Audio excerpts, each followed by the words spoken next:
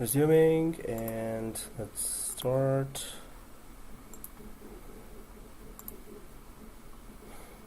So Windows Server 2016 WSUS Server Update Services. Some of us may have used it, maybe using that, and of course very important in terms of Windows environment that all the patching must be properly done here. So okay, oops. So let's open from taskbar. Okay, so here WSUS overview and deployment options. What is WSUS? WSUS server deployment options, WSUS update management process, server requirements for WSUS, and so on, configuring clients. Now mainly of course what is WSUS? So I'm just gonna go ahead and try to create that diagram. In fact, I have that drawing inside a little ahead. So what happens here is that you have a lot of clients here. Suppose you have 500, 5,000, 10,000 clients there in your environment, and they're all connected to, oh, I've written that. I was going to ask you that question.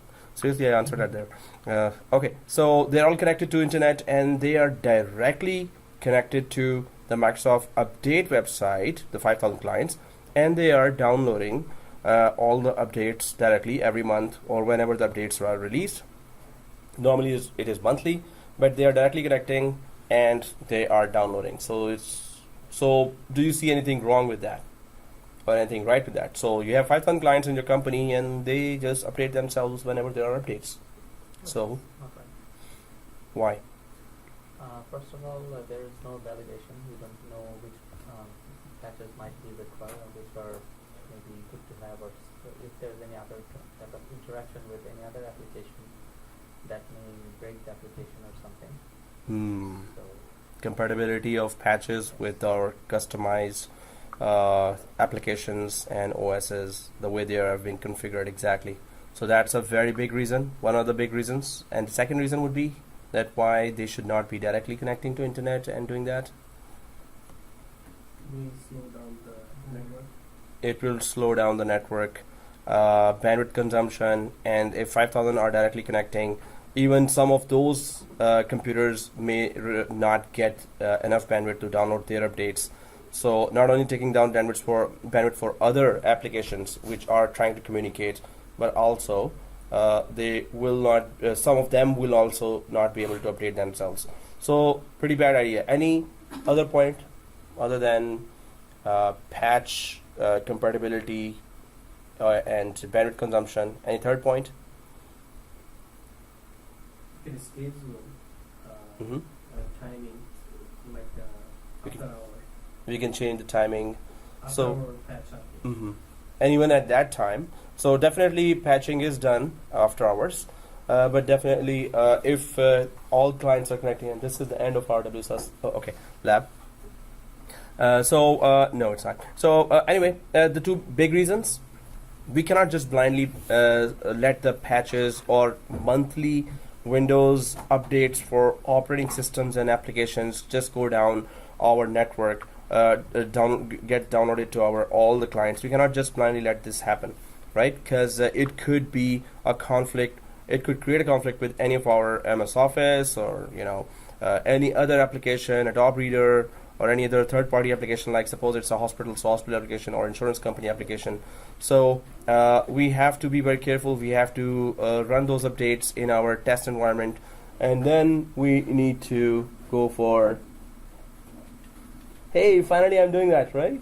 Okay, so yeah, I was doing the updates of copying the machines there.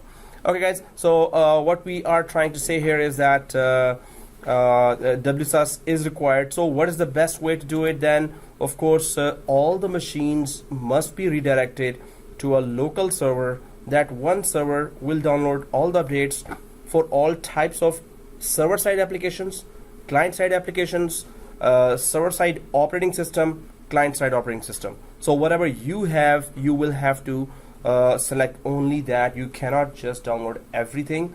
And when we say everything, that's a long list of Microsoft products. OSs and applications, right? So one server responsible to download all the updates and then use the LAN bandwidth to deploy all the updates to all the client machines there. So that one server is called WSUS. This is used directly in the environments, or you can use SCCM in front, and in the background it is still using WSUS. So when you're using SCCM as well, System Sensor Configuration Manager, so not only does it deploy images, so it uses in the background WDS as well, Windows Deployment Services. All right, that was good. Okay, so not only does it uses WDS, but it also uses WSUS, what SCCM uses in the background. So if you don't use SCCM, WSUS directly you can use, and today we're going to do that. Any questions till now?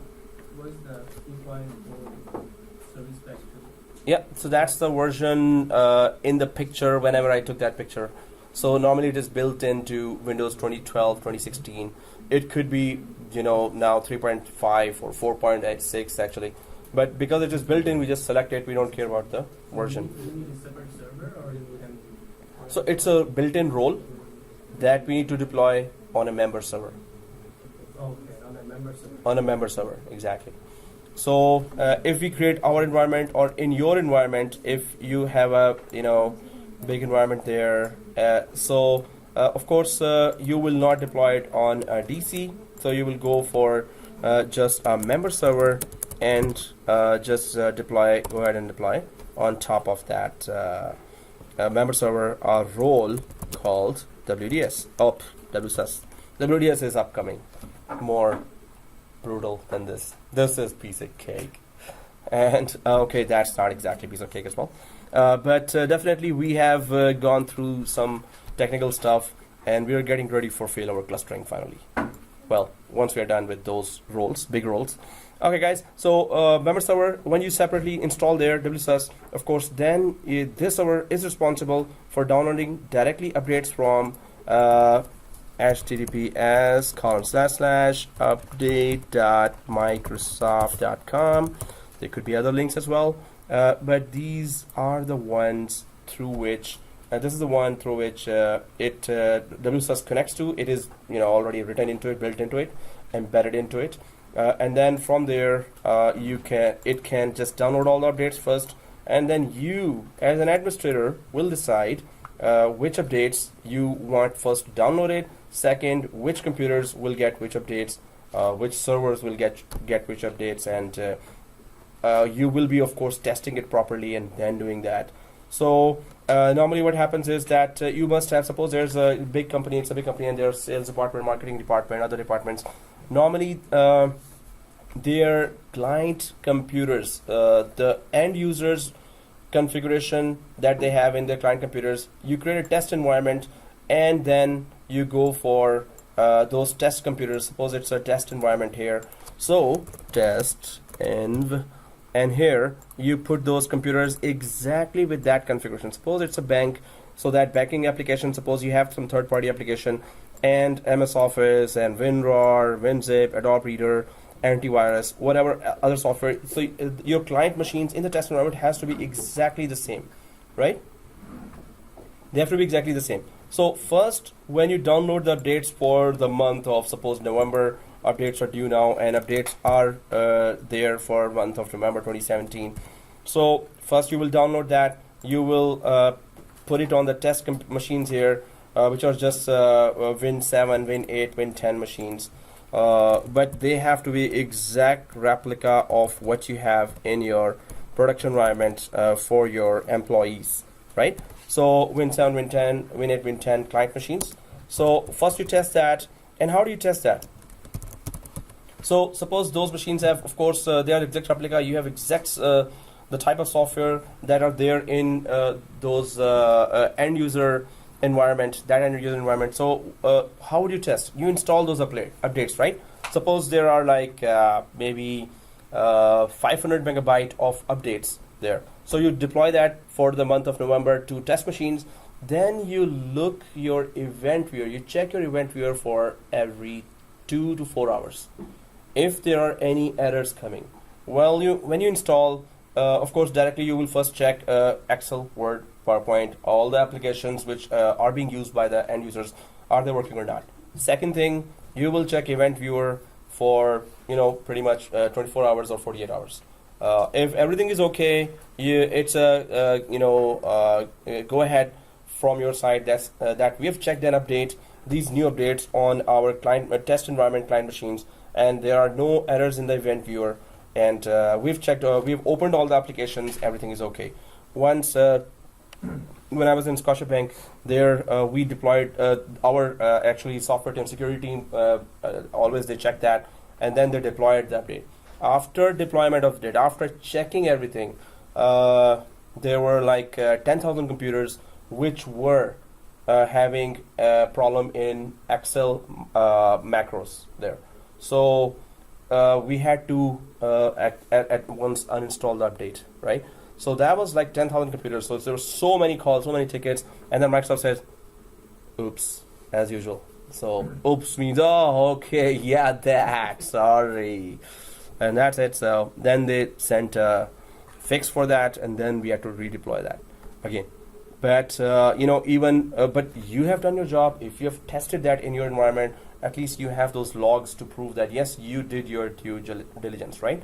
So if you didn't do that and blindly send that, and then some of the formulas of Excel are not working, some of the Word, Excel, Word, PowerPoint files are not opening, and daily work is stopped, and then it is investigated that you did not check that, okay, you're in big trouble then, right? Okay, guys, so you properly check your updates, and so the WSUS administrator will do that, and WSUS administrator, after doing that, you create computer groups inside, right? So in WSUS server, these computer groups are created, which are local to the WSUS server. These have nothing to do with the computers container in Active Directory users and computers. So computer groups are created, and suppose you can create a sales DEPT there, or marketing DEPT there. So these all groups are created there, and then you can, suppose you get those computers discovered during the week or in 2 days or during the weekend, all computers were discovered after you deployed that WSUS new role on a member server. So those computers will be detected with the help of group policy, and once they are detected inside WSUS, you can then drag them. Suppose there were sales computer, 5 sales computer, or 500 sales computer were detected, you drag them all to the custom made groups that you created inside WSUS. We're going to do the whole lab. Once you add those computers there, of course, then it is easy. Just download the updates for whichever month is there, test them, those updates. Once everything is okay, just attach them to any of the group here and click approve. The main process is that. You can basically pick and choose, but I want these updates to be there. Yeah, so you can just put the one type of update to just sales department and not on marketing department. You can choose that. Suppose there are some specific computers, so create a custom group and add those computers there, that these are contractor computers and you want previous updates as well to be deployed. So you can create any type of groups, and these computer groups are local to WSUS. They're not connected to. So we're going to do the whole lab, but we are trying to understand that first we're going to deploy WSUS, then we're going to go for configuration of that. That takes a little time, and we need internet connection as well. So before we try to go for that, let's just try to identify some more concepts here. And that is that there are two types of modes here. One is autonomous mode, and second is replica mode. So before that, we understand the purpose of WSUS. You download updates and you use the LAN bandwidth to deploy all the updates. WAN bandwidth is not used by the clients directly to update themselves, right? That would be a pure waste of bandwidth. So definitely you will introduce a system by introducing WSUS there. But it is not that easy. Definitely you have to be very careful about what you're deploying. Whatever you deploy, that will affect everyone, right? So whatever is for the servers, you're responsible for that. After updates, if they restart and they are doing hiccups and they are having some errors, well, you have to really troubleshoot them. So be careful. You must have backups before you deploy the updates. It's not an easy work to do. Well, it's easy, but it's full of stress. When you have multiple locations, how can you use So you will deploy WSUS on that location. The WSUS will do the same job what your So WSUS is every doing. location needs to have one WSUS? If you have now that question is the answer is here: autonomous mode and replica mode. So you already grabbed it before that. That's good. That's very good. That's exactly what I was about to explain. So definitely, if there are multiple branches, 10 branches, 20 branches, 200 branches, then what do we do? So in a local branch in one branch, of course, LAN is used, but other branches, yes, as you said, if they have their own WSUS, first of all, they will have to then properly make a decision about that. So first, their autonomous mode and replica mode, there are two ways we can deploy WSUS. And what is the difference between autonomous mode and what is the difference between replica mode? So definitely, as your question also stated, now I'm just gonna grab that picture here, and let's put some drawings there, or lines there actually. So suppose you have many branches in your company, and there is a large branch. A few of them are large branches, and many of them are very small branches. 5 users, 10 users, right? So WSUS first is installed on the head office. Suppose this is the head office. Now, what second WSUS is supposed to do? You have deployed one WSUS. Second WSUS is supposed to get updates from the first WSUS, and also once the updates are downloaded by the first WSUS to the second. And by the way, if the first WSUS is giving updates, it is called WSUS giving updates. It's called upstream server. WSUS receiving updates is called downstream server. So you're going to see that terminology when we are configuring that WSUS. So giving updates upstream. So that's the one who is receiving updates is downstream.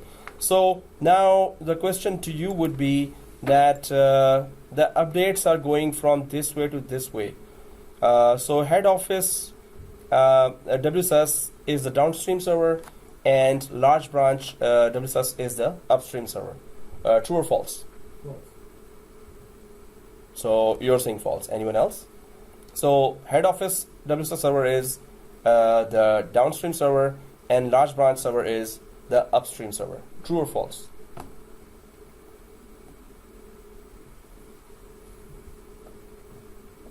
Well, I'm just trying to get all the answers, then I'll tell who's correct, who's... So WSUS giving updates is an upstream server. WSUS server receiving updates is called, actually, where does it go? Downstream server. Wow. Yeah, it does that too. Primitive application.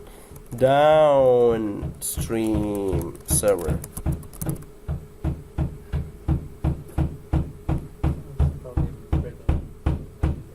Hey, this is not the bank wall. The other one is. This is the wrong map. Okay. Somebody was beating the wall. But if while we're doing that, at once, somebody will go, oops, boss, wrong one. That guy was right. This is not the bank. So, okay. So, okay, guys. This question was to, welcome back everyone to the class. Oh, just kidding. So, only I got a reply from Abubakar. So, okay. So, I don't have to welcome back everyone again. So, the server, WSUS server that is giving updates is called upstream server. The WSUS server that is receiving updates is called downstream server. So in that case, large branch WSUS server is receiving updates from the head office WSUS server. So head office server, WSUS server will be downstream server, and large branch WSUS server will be upstream server, right? That was a trap. And so the head office server is downstream server. It is? Upstream. It is upstream. You sure? Head office. Head office one is the upstream server. Downstream. Downstream? No, upstream. Upstream?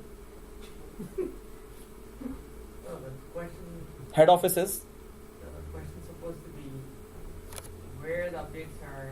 Yeah, it's Being like, Is it, downloaded. are you talking about the internet? From the internet from the or internet from the or Oh, the arrow goes from here to there. And this is the large branch.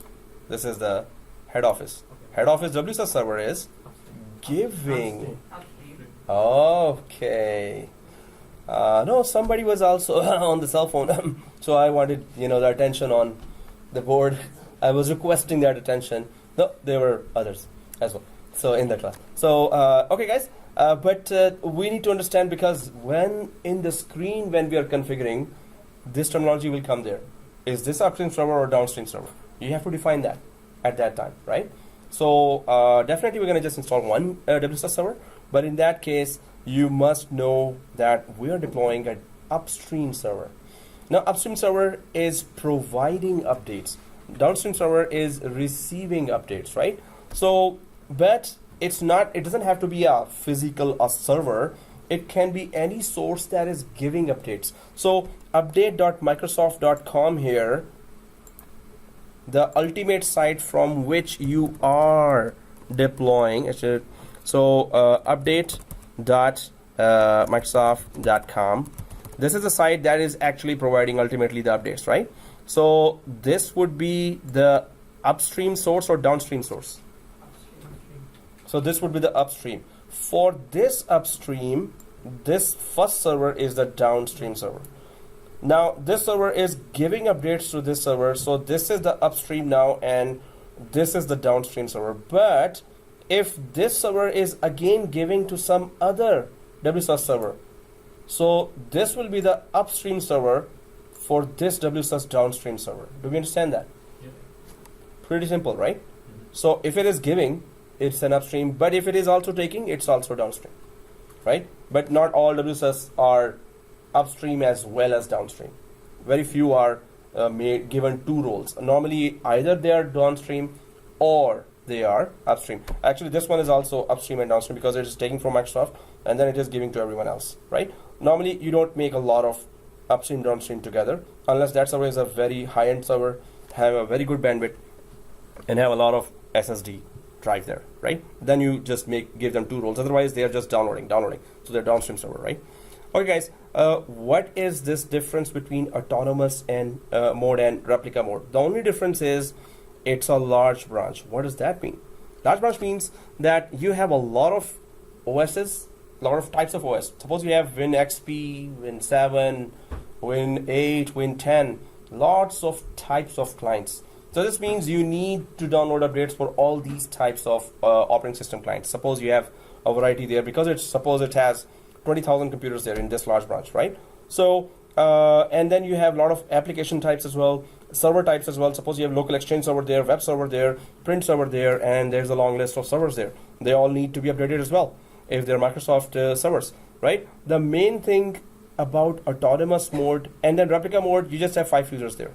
So here you have 50,000 users, and there you have 5 users. Oh, that's too many users. No, 500,000. Okay, that's too much. Okay, 50,000 users, and there you have 5 users only. So small branch, very small requirements there. Just one type. Windows 7 is there. MS Office is there, and one server that is print server as well as file server. You don't even need a print server for that. Just give a printer to, but you can have print server, file server, it's very small branch. So what happens, the only difference between replica mode and autonomous mode is replica mode, if it has to download all these huge updates over the WAN from its upstream server, it's going to take down all the bandwidth. It's huge updates, right? It will still report to the boss, headquarter WSUS, but if it had to download all the updates for its local clients, because it has a huge requirement, the updates maybe every month, maybe there are 20 GB, 30 GB, 40 GB. So if it had to do that through the WAN link, the WAN will be affected badly. So large branch autonomous mode WSUS is told, hey, directly connect to internet and download all the updates, but still report to me because I'm your boss. So please report to me, but do not download from me any updates. I am not downloading for you any updates. You have a huge requirement.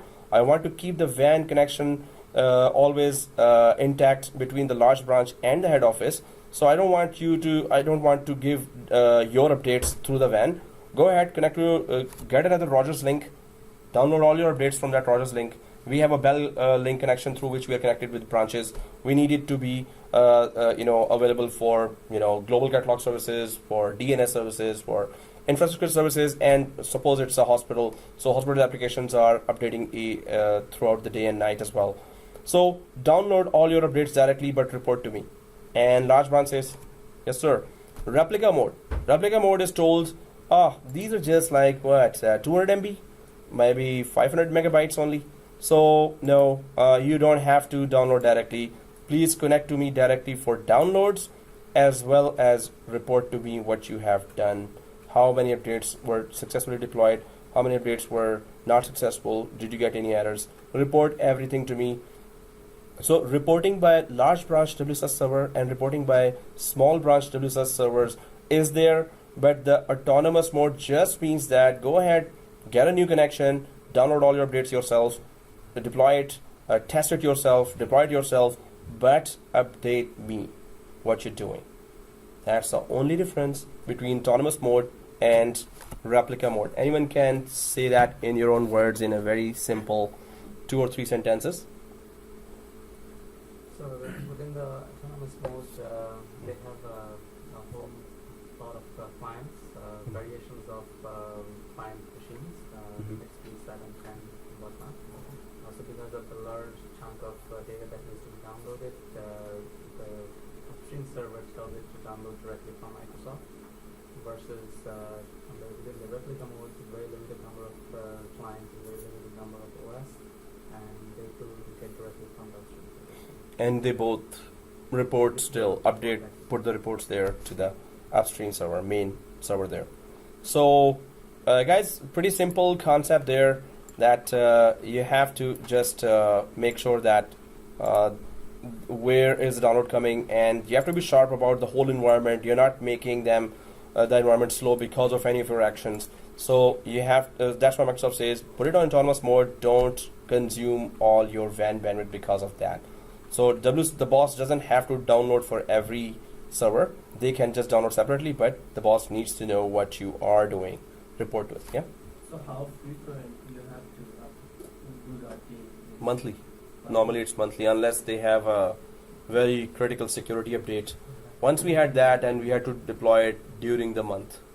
The system admin, Otherwise it's monthly. If there is any update, how, like the critical one, how the manager or system admin will be notified. So if you have a Microsoft support contract, so you're the client, you're paying maybe, your company may be paying $80,000, $100,000. So Microsoft will make sure you know. Otherwise, read on the net. This is an update. Please download it. They give a link. So download that link, import it in WSUS, deploy it to all. Is there any way that you can set a notification?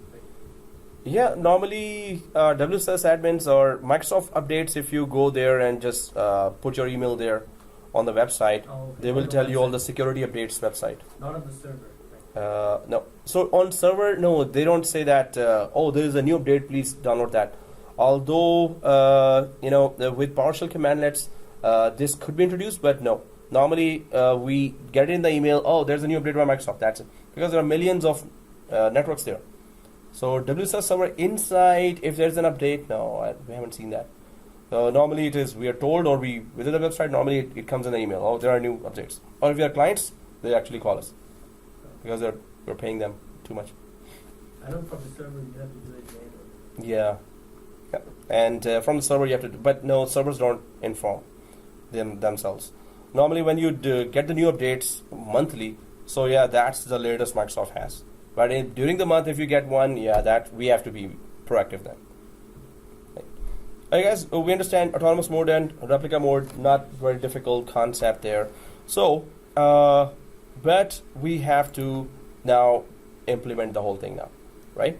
So let's get going because that's some of these tasks are time consuming as well. So our network here, we need to have clean machines first. So I'm just gonna quickly create our network. We of course need our server 1, but server 2 and server 3, we need to, first step would be server 0, 2 and 3 go back to snapshot 1. Now snapshot 1 is going to say activated. When you go to snapshot 1, this should be written there. Static IP given and renamed, that's all. So it must not be joined to the domain. If you took a snapshot when it was joined to the domain, you have to then disjoin from domain and join it again. So server 2 and 3, we are going back to snapshot. We need totally clean machines, right? We could have created a new clone, but that will take more time. Going back to the snapshot will take very less time. In that case, we're going to lose everything. If you want to keep those, take a snapshot of those as well. So whatever we did, no, server 2, server 3, last time we did what?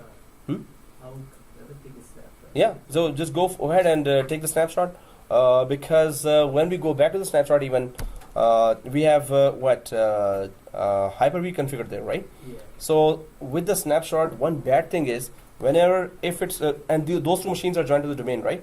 Yeah. Whenever you go back to a snapshot with machines joined to the domain, you have to, they have, the relationship between the server and the client is cut at that time. The server in most cases fails to recognize, oh, who's this client? So when we're configuring something, it says you're not even connected to Active Directory. So we go back to, then we disjoin and join. That's the only thing we need to do. So it's okay. So Take a snapshot if you want. Do we have to shut down the client? No, for that, no. Taking the snapshot. Yeah. So it could be either shut down or logged in, any state, whenever you take, it's okay. So guys, if you want to take the snapshot, well, I'm just going to go back here to our environment here and server 2, right click. I'm not logged in, but I don't need to. So I'm just gonna go to server 2 and go to snapshot here and snapshot manager, right? And really? Which is okay. I thought you don't have a snapshot. No. As long as you revert it there, it's also okay. So snapshot manager. So and if you click here, yeah, it means the same thing. As long as we landed on the same configuration. So guys, if you go to snapshot manager and click the snapshot 1, so we can see activated, static IP given, and renamed. If that is written, so then you can click select it and click go to. That's all, right? We all see that, right? Finish? Okay, cool. So huh? We need to do server 1, server 2, and server 3, yeah? Server 2 and 3. Did you go back to snapshot on server 1? Okay, so sit back and enjoy the show while others are. What? Hey, the lucky thing is, the good thing is, I copied your machines to E drive. Otherwise, it was unrecoverable. The good thing is, on server 1, we don't have a snapshot where it was joined.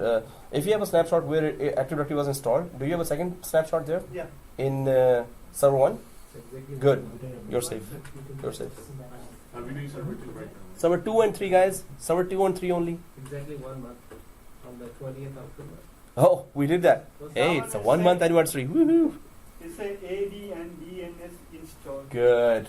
Today, we just need that. That's So all. you can go to that. But all other confusion is gone now. But, you're very lucky actually, because we don't need, in future labs, we're going to be doing a lot of clean work as well. So if you had taken that snapshot where it was Active Directory, we're good. So, okay guys, on server 2, I'm going for activated static IP and rename. So click go to, yes. And then server 3 as well, we need totally clean machine. So I'll be asking that a lot, at the start of every lab, because we really need clean labs to do the next topic. So server 2 and 3 only, right? And did you go to snapshot 2 of server 1? So go to snapshot 2. Select the snapshot 2 and click go to, right? And I'm going to server 3 here and going to snapshot, snapshot manager, and then snapshot 1 of server 3 Okay. and click go to and press yes. Yeah, that's correct. So we're all there, right? No. Okay. So, oh, you're taking the snapshot of the current configuration on server 2 and 3 as well, right? Yeah. And then you're going back to the snapshot. That's And you're done with that, or? but still saving it. Can I go Perfect. No, it's okay. Is it saving the current one? Saving state. Saving Snapshot is doing. The current one. Yeah, it's going to take time because that's a lot of stuff we did.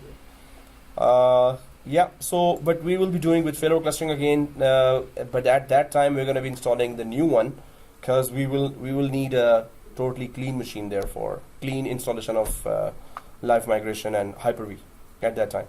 So, but if you want to play with those live migration that we had, that's very good. So, We're not doing anything on the core server core. Right? server core, no. Okay guys, so server 2, server 3, I'm back. So let's go to server 2 and just join it to domain because it is in that state where it is not joined the domain. So join server 2 and server 3 both to the domain. So I'm going to server 2 and go log in from local administrator and Will the server 1 not give an error message saying that you already are done? yeah, it's supposed to. It doesn't discover that, so it puts a down arrow sign to that in the Active Directory. But hey, that's a good question. I will go to server 1 and check it out. Was there any difference when we removed server 2 from snapshot, or we went to the snapshot, which is previous? So what happened to server 1 in Active Directory using computers?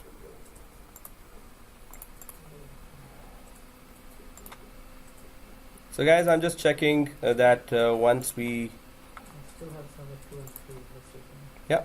normally they don't automatically get removed. So if I go to server 1 just to check what happened after we went back to the snapshot, so server 2 and server 3 are still there. If we remove it from there, they're okay, but if we just join it to domain, it's gonna be accepted that way as well. I do see server 2 and 3, but let's go to server 2 and actually log in from local administrator and simply go to local server, and then simply go for workgroup and join to domain, right? So workgroup and change. Yeah, loading. Hey, don't worry, man. Let me know where you are. Net plus domain, and don't worry, you're gonna get the salary. She's not gonna get it.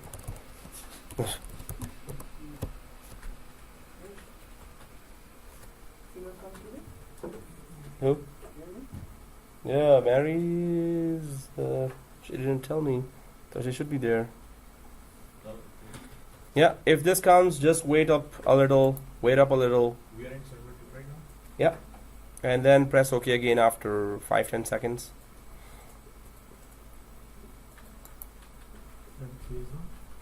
Yep, server 3 joined to domain as well.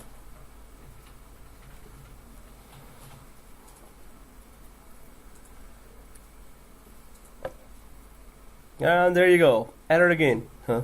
Okay. Well, I could just go ahead and delete that there. Net plus domain dot local. Okay. Do I have a problemo here? Server 2. Net plus domain dot local. It just can't find it. So okay, I'll check that in previous snapshot. What was my VMnet? 10, yeah, for server 2. And what was my VMnet on server 1? Wow, VMnet 13. Seriously? In my snapshot, I think I put wrongly VMnet 10. So I'm just gonna put it to VMnet 13 as well. Now it should join the domain easily. Yep, net plus domain dot local. Alright, so then we join it with net admin and the password. Class password, press OK. Yeah, okay, done. So one joined the domain. Let's go for the second one. So I'm just gonna go for server 3 here, log into that as well. And of course in my case, I'm just checking VMnet as well. It is already 13, so I'm just gonna locally log in now. Yep.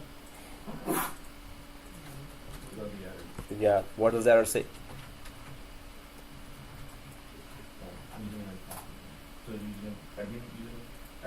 NetAdmin.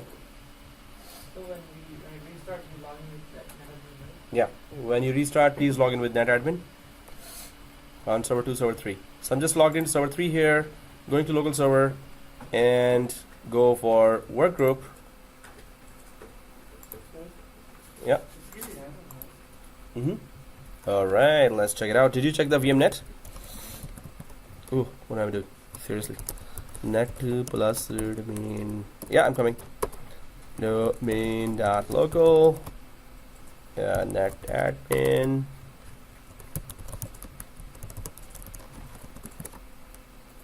Alright, done. Please log in from netadmin. We start now. And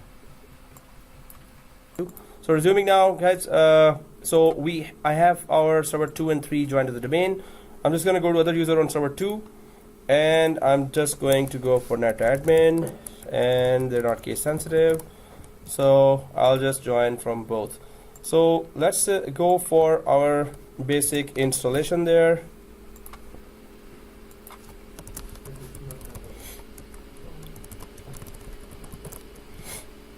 Okay guys, on server 2, so our plan right now is that we're going to go to our server 2 here. So this server 2 here is going to be our WSUS server.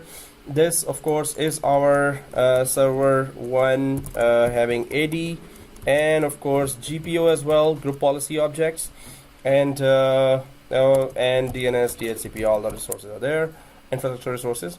And this will be our test environment server or client. It is a server, but it will play the role of a client, and we're going to try to check if the client is getting those settings from group policy.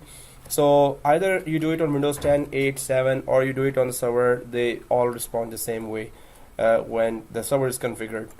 So on server 2, we need to connect to internet as well. So already we have one network card here for our LAN communication, basic network services, but we're going to add a second network card here for internet connection specifically. So we would need that. So let's just add this network card for internet, and the others are already for local communication. Now on server 2 we need to do that. So let's go to server 2 after logging in from netadmin with server 2. Okay. So on server 2, right click and go to settings. We just need to add a second network card there, right? So go to settings here. Why are we using? So yeah, we need internet connection in order for the WSUS to download the bits first. So I'm just gonna go on. So I've went to settings on server 2 and click add here after going to the settings, and then select the network adapter, click next, and then we're going for VMnet 8 NAT. Everyone there? Right? It's asking me for a password. No. Yeah, click no. Okay, so VMnet 8 NAT and click finito. And it should look like this now. One VMnet 13, second is VMnet 8 network card, which we basically added for getting internet connection. So in a production environment, normally you have just one network card, and that just gives you internet connection because it is also having the address of that proxy server you have. So press OK here, and now you should have two network cards there. Once you have that, in seconds we're going to get internet connection. So let it go ahead. We're going to be installing now WSUS role here, and we're going to try to understand each page, what is asking and why is it asking. Now of course we cannot install WSUS on the local disk here. So we're just gonna go right click server 2 and go for and add a second disk as well.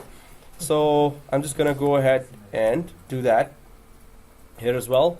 Although we can just install it on the first disk as well, the best practice always is to go for a second disk. So first disk is already with operating system, full operating system is there, so we're just going to add the second disk on WSUS server for only WSUS related updates, right? So, and this is so this is the system partition, and this would be, of course, automatically it's going to get that E drive ladder. So let's just add the second drive here. Server 2, right click, go to settings again. So why we're doing that? Because we need a lot of space. Well, in production environment, you need a lot of space because monthly you're downloading a lot of updates for your environment. So again, we're here, and again, click add here. If you get that credentials, just click no. So click add, and you should be directly on top of hard disk, the first option there. So if you're there, click next. And if it is SCSI, no change here, it's okay, next. Create a new virtual disk, second option, no change here, next. We're so disappointed now. Yeah, I was gonna say that. That was a tasty tea. Okay guys, go for 400 GB here.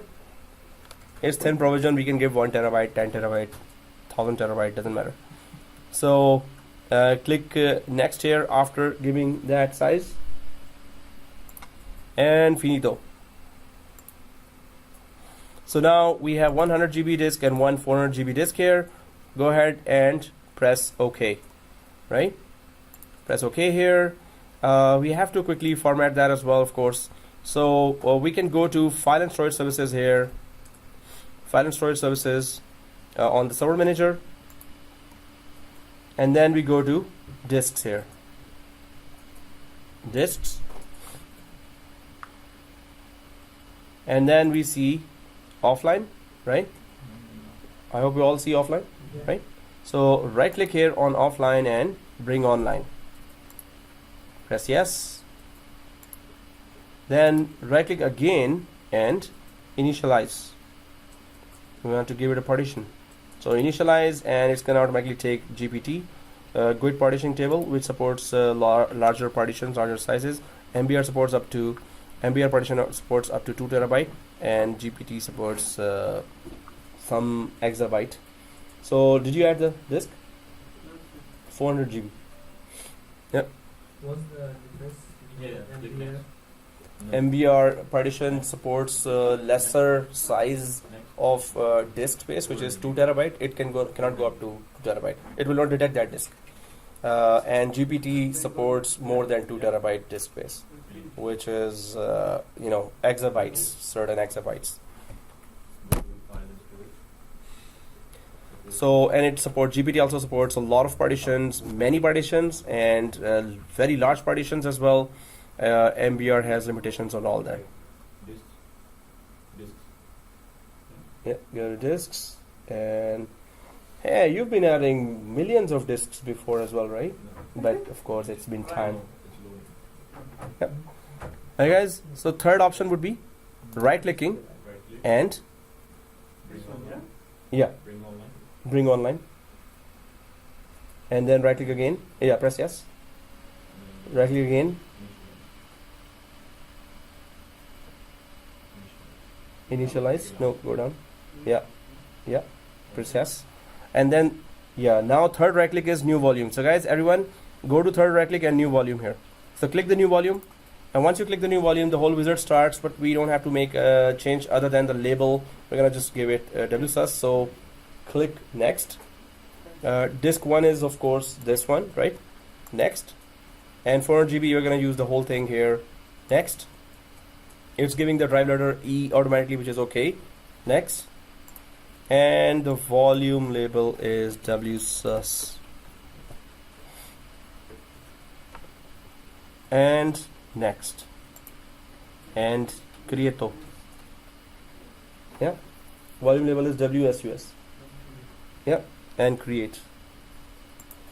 Okay guys, So once it is created, let's go ahead and start installation of WSUS here. So I'm clicking close here, and going back to this dashboard, go back to the dashboard on the left side, and now we can just go to add rows and features on the dashboard on server 2. So let's click add rows and features and click next, next, next until you reach the roles window. So next, nothing here, role based or feature based. Next, make sure it's server 2. Next, okay, roles. So anyone knows where is that role? Way down. Hey, everyone installed it. Okay, so Windows Server Update Services, click that. And yes, it's going to install web server as well. So whatever updates it needs, it's okay. Click add features. So let's click next. And features have already been decided. So added already, which are required. So click next. Nothing here. We don't need to add anything extra. Nope. And click next. So here, yes, just a brief introduction to that. So it allows administrators, WSUS allows administrators to manage the download and installation of updates from Microsoft Update website to the local network. Okay, next. Now here we have WID connectivity, which is small internal. WID means Windows Internal Database. So if you have a small environment, you can go for small database here.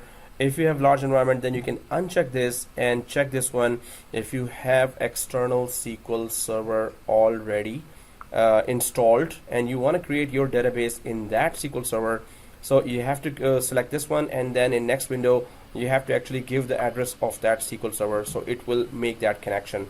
So it will actually remotely create its database. If it's a large environment, of course, you will connect to an external server. If it's a small environment, you're going to go for WID connectivity, right? So we're going to just keep it like that. In SCCM class, normally we do the second one here. So we're just going to keep it WID connectivity, which is small free SQL Express Edition database that gets installed in the background. What is the full thing called? WID? Windows Internal Database. WID is Windows Internal Database. And this is just for small environment, right? How many lines? Well, they say small, Microsoft, but normally their small is 50 to 250 could be small. Now, some say no, it's 500, but then there's traffic there. There are many other factors. So 50 to 250 would be. Other than that, even people having 2,000 clients, they use WID as well, and it's not gonna affect that much. In production environment, normally go for recommendations. I would go for TechNet and just go for their numbers. Normally 2,000 client also work fine. Okay, so WID connectivity, WSUS, yes, the basic services there, which are okay.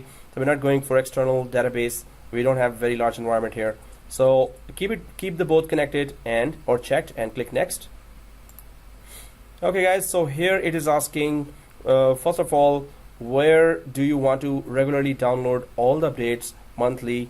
So, and whatever other folders WSUS need, where should it create that? It is saying that the drive should be formatted with NDFS and minimum must have 6 GB of space. So we know that we have a lot of space now. We have formatted a disk with E drive as a drive letter. So let's click or check here and type e:\WSUS. We haven't created this folder inside the E drive that we just created. So it's going to create that folder on our behalf. So we're just giving, hey, go to E drive. This is our WSUS drive, and please create this folder. So it's going to create that. And later you're going to see whenever you download all the updates, it's going to just fill up this folder. Okay. So once this path has been given, make sure it is colon here and click next. And okay, so IIS role, Internet Information Services or web server will be installed. This is the versions. So click next. And in relation to web server, if you were a web developer, you would have gone for some advanced options here. As a system administrator, these are good. So let's click next. And click restart. If it wants to, it will, otherwise it won't. And click install.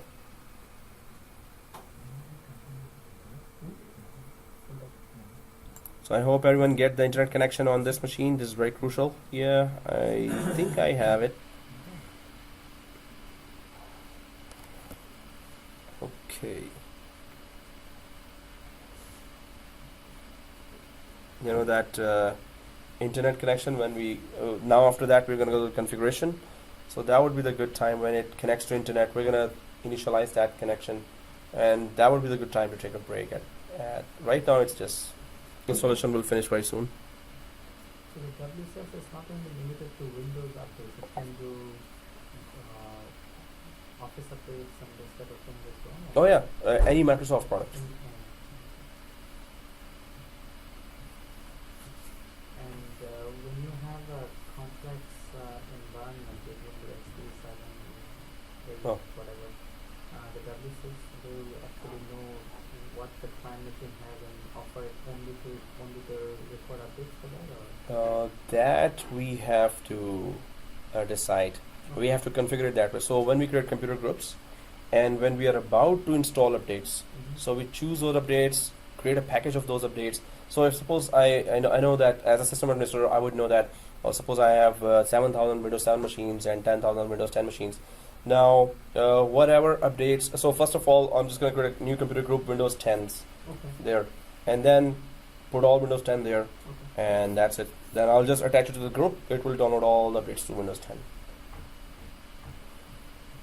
SCCM has more advanced options. Yes, it does do perform a discovery as well. SCCM and this WSUS is kind of not very advanced. Few options are there. Alright guys, so I hope everyone is there on.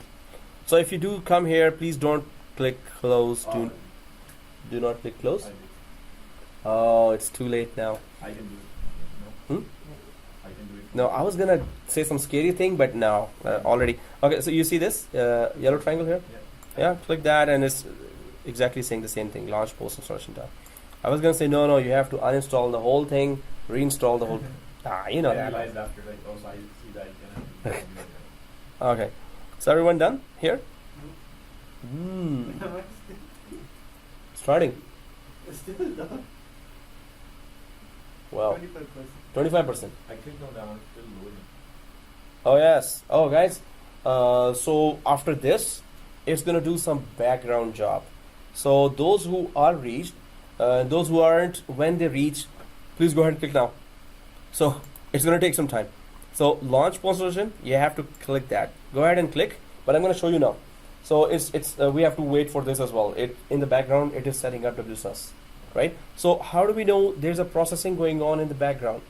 And this is go up to the yellow triangle here and see this bar here, blue bar moving. When it stops, we're done with the background automatic configuration, and this is something we cannot do anything about. So it's if it's so, please keep your this window open where the bar is showing for you. So for some it will stop soon, for others it will. Is there any license for WSUS? It's built into the operating system. It's a free software. It comes with the Windows license. So, but the basic, like, you can say, in a single line of term, the basic advantage of WSUS. WSUS is to deploy download updates for all your company operating system related updates and application related updates. So what's the difference between FCCM and then? Oh, SCCM is the granddad. So SCCM you need a separate license. It's a separate course. It's a separate license as well, and it's deployed in very large environments, banks, governments, very big companies.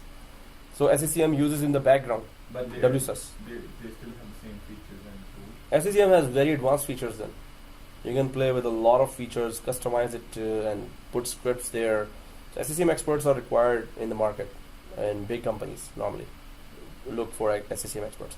But I was just referring to SCCM because we should know at least that WSUS we're using, SCCM uses it in the background. So if we know the workings of WSUS, it will be a bit easier to understand how SCCM is working. SCCM does a lot of other work. This patching is only one portion only. So main idea here is that one server should download all the updates instead of thousands of clients downloading those updates, right? So one server downloads that update, so it saves our bandwidth. Then through that server, we can, in an organized way, deploy it across thousands of machines there. Or we can do it like whenever we want at night time or Yeah. schedule windows. Yeah. From WSUS, when the updates reach, then it's us. What we do is that it will count, and that's why we'll be in trouble as well. Because we deploy it and it affects any application, we're answerable for that. So, It's just 50%. Ours is slow. it's done? That's still like 50%. Really? I think she's still in there. C drive machines or E drive machines? Okay. I started the Oh, started off. okay. Mine is finished now. Finished? Yeah. Oh, nice. Do you actually do anything or Anyone else finished with this? You're finished? Oh, you're done? hey, that's not fair. Oh, okay, that's fair now. Now it's fair. So, only Dinesh. You're done as well? Okay, guys, all done, right? Yeah.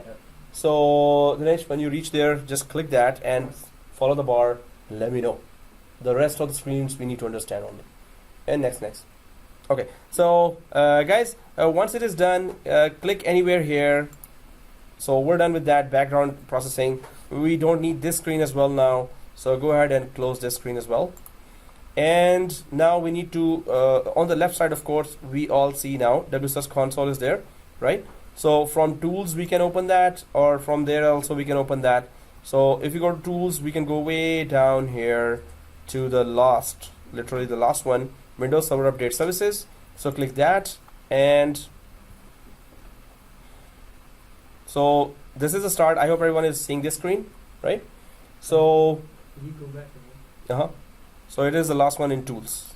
Yeah, tools on server 2, and then go way down. Windows Server Updates Service. You there? All right. It's still doing that bar thing. Bar thing. All right. So, but take mental notes. Okay. So Windows Server Update Services, and once we open that, oh seriously, okay, because I closed it to explain. So I'm just gonna go to that wizard. We can just start that wizard after even. Okay, guys.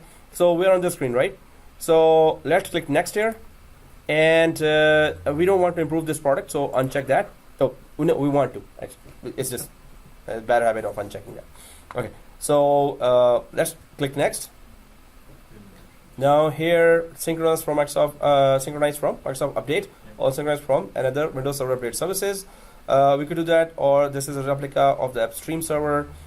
We can just check all the see all those options. This is the first one we have. If this was the second one, we could have put here the name of the first one, and the port number is 8530. If you have firewalls on server level, you have to add the exception for 8530 port, so WSUS server could talk to the client as well and to each other.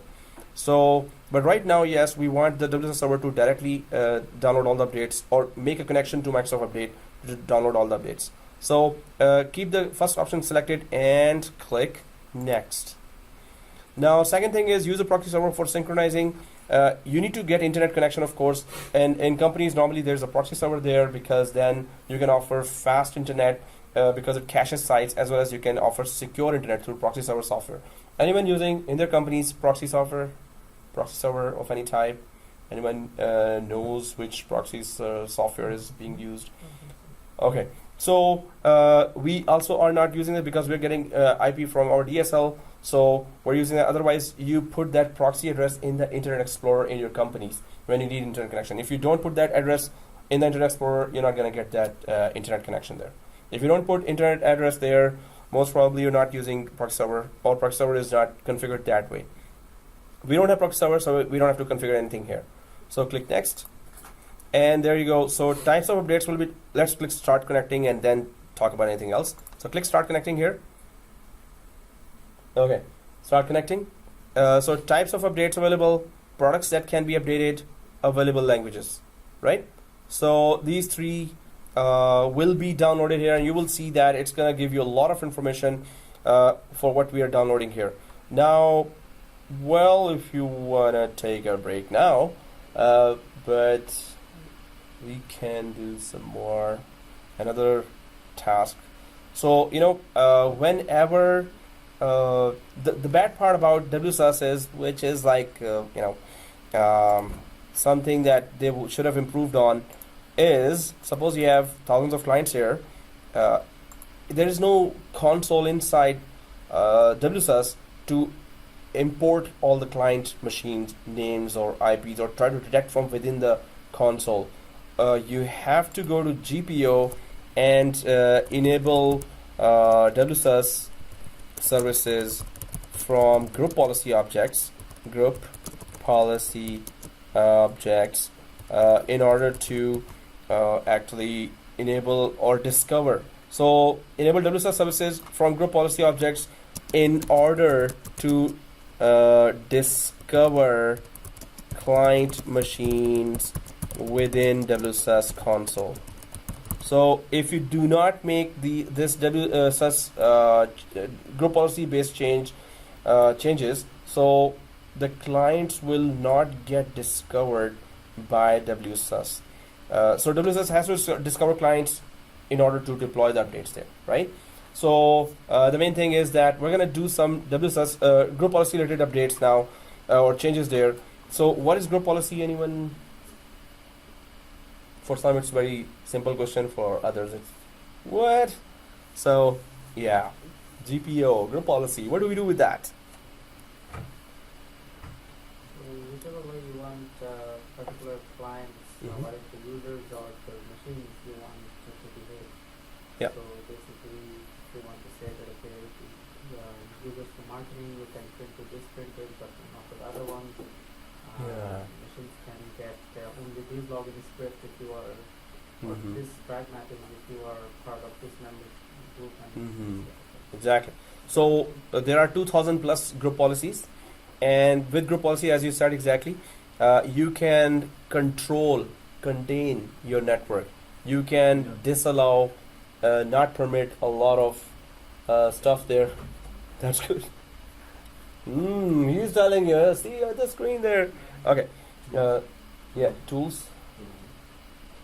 So guys, for that group policy, we need to do the WSUS portion of group policy. There are some policies for the WSUS as well, and strangely they did not put group policies as a course objective, but in this course I will touch group policies, at least do some basic labs there just to know what is group policy, because group policy will be involved in many other servers roles that we're about to install, and you're gonna again be touching that. So group policy in depth is there with third course, actually 742. So that's strange. The group policy should be, it's very very important. Anyway, they have put it in the exam, but it should have been in the first one.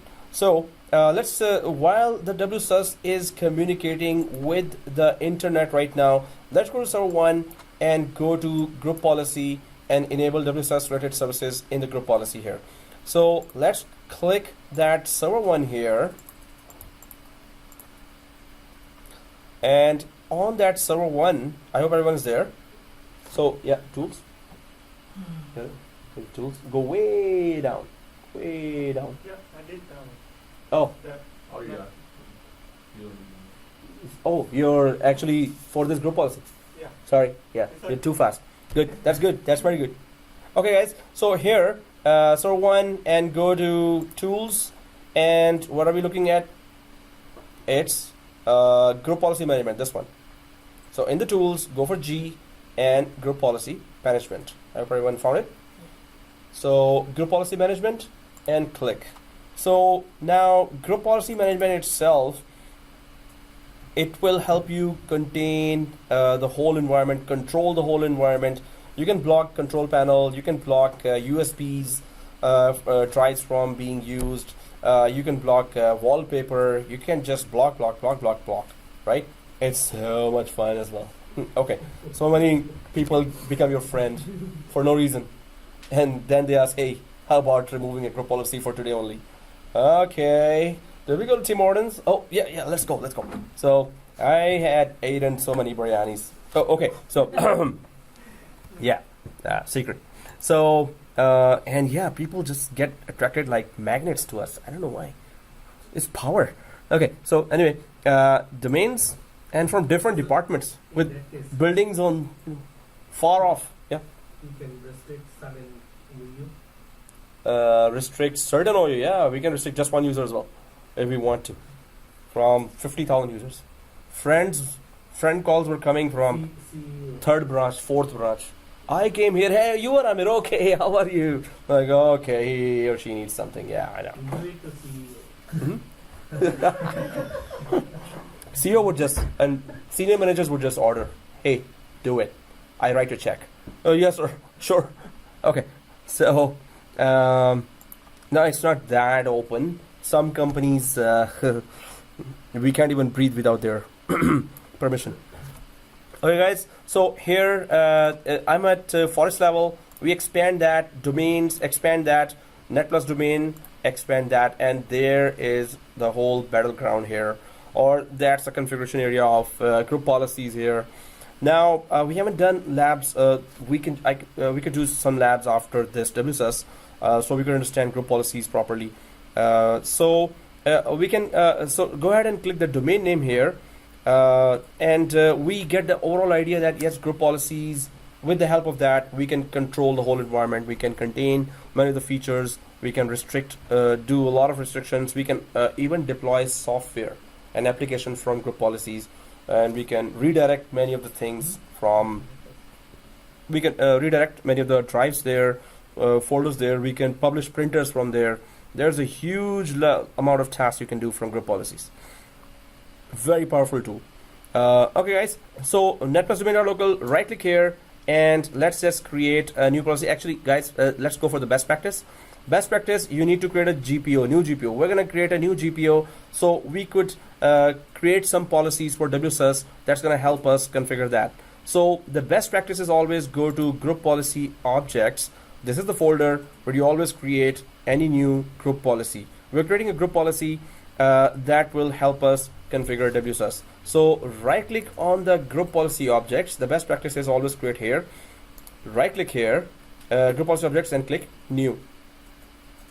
So group policy objects and click new, and then here WSUS. Just, pretty simple. So WSUS here, and once you write that, go ahead and press OK. WSUS, press OK. Now it should look like this under the group policy objects folder here, WSUS. So now this policy has been created but has not been configured yet. So we're going to go inside this document looking icon. So right click this policy which you just created. It's just useless right now. So let's go to the editor of this group policy here. So right click and click edit. So once we are inside the editor of the group policy, then you can see in a environment, network environment, either the major two categories are computer configuration, computers or users, right? So there are hundreds of policies for computers, hundreds of policies for users. So here, right now we're concerned with the computers that they should detect WSUS automatically, and we don't have to. So normally when you install maybe 10,000 clients and you did not configure WSUS policy, so they are automatically configured to connect to update.microsoft.com. At home, you install a new Windows, it is automatically connected. As soon as it gets internet connection, it's gonna start installing updates, right? Because it is told to connect to update.microsoft.com. We need to change that. We need to tell all the clients through the group policy that, hey clients, your new update or upstream server is that local server called server 2 and not the update.microsoft.com, right? So we need to configure those policies. So it has to be told to computers, not users. So everyone sees the computer configuration here. So let's go for policies here. So expand the policies. Now you can see software settings, Windows settings, and administrative templates. I hope everyone's seeing that. So if we go to Windows settings here, Windows settings, then we also see here security settings. Updates have everything to do with security, right? Actually, you know what? It's a full jungle here. So just collapse that. This Windows settings that we did that, collapse that. Go back, come back. And then updates, yeah. Go for administrative templates here. Administrative templates. Now this has the huge, this is the area where there are huge policies. Control panel, network, printer, server, main categories. Then you go and there are folder after folder after policies after policies. So let's go to Windows components. Also a huge repository of many policies related to Windows operating system here. So Windows components, if everyone sees under the administrative templates, expand that. Once you expand that, that's a long list here. So you have to go way down here until you see Windows Update. I hope everyone's there, right? So Windows Update, once you see that, now on the right side are all the policies related to WSUS. How do you want to manage it? So let's expand that window, make this window bigger. And so Windows Update is selected. Now on the right side, we have all these policies configured. Now, if I were you, I would, in a production environment, in a test environment before, suppose I'm given that task, so I would go for what would be the best suitable policies for us. Let's check that. I would just go for forums there, and they would recommend a lot of things. First, I will go to TechNet and properly read about everything, and then, oh, Microsoft recommending this. Then I'll go to forums and talk about their reviews and all the problems they had to face, and then I'll test in the test environment vigorously and play with it. Then finally I'll be ready. But right now we have to go for 3 of those policies just to see WSUS in action. So there is configure automatic updates. First one here, configure automatic updates. I hope everyone is able to see that. So double click that. And one day, Monday or Sunday, it's gonna open. Oh, I did not make it properly. So yeah, so it is this window that you should be seeing, and let's enable it. First of all, of course, we need to enable it. Some policies do not have settings. Other policies have some settings as well that you want to configure. So if you enable it, after that you're seeing configure automatic updating. And if you drop down, say the system administrator, and you have 10,000 computers there. So which one would you select here with 10,000 computers? Schedule the 4? and schedule the Schedule. So which one is that number? 4. 4. You're going for 4. Anyone else? 5? Allow local admin. Okay. Anyone else? 5. You need to give me a reason, right? 4? 4. 4? 5. 5? 4. 4? Yeah, whatever they say, right? 5? Okay. Okay, good. So why 5? Because you use the policy. Allow local admin to choose settings. So you have 10,000 bankers, suppose it's a bank, and those guys know a lot about banking, but when it comes to technical stuff, they're like, huh? What is this? What is that? Although this could be a very basic thing that everyone is using.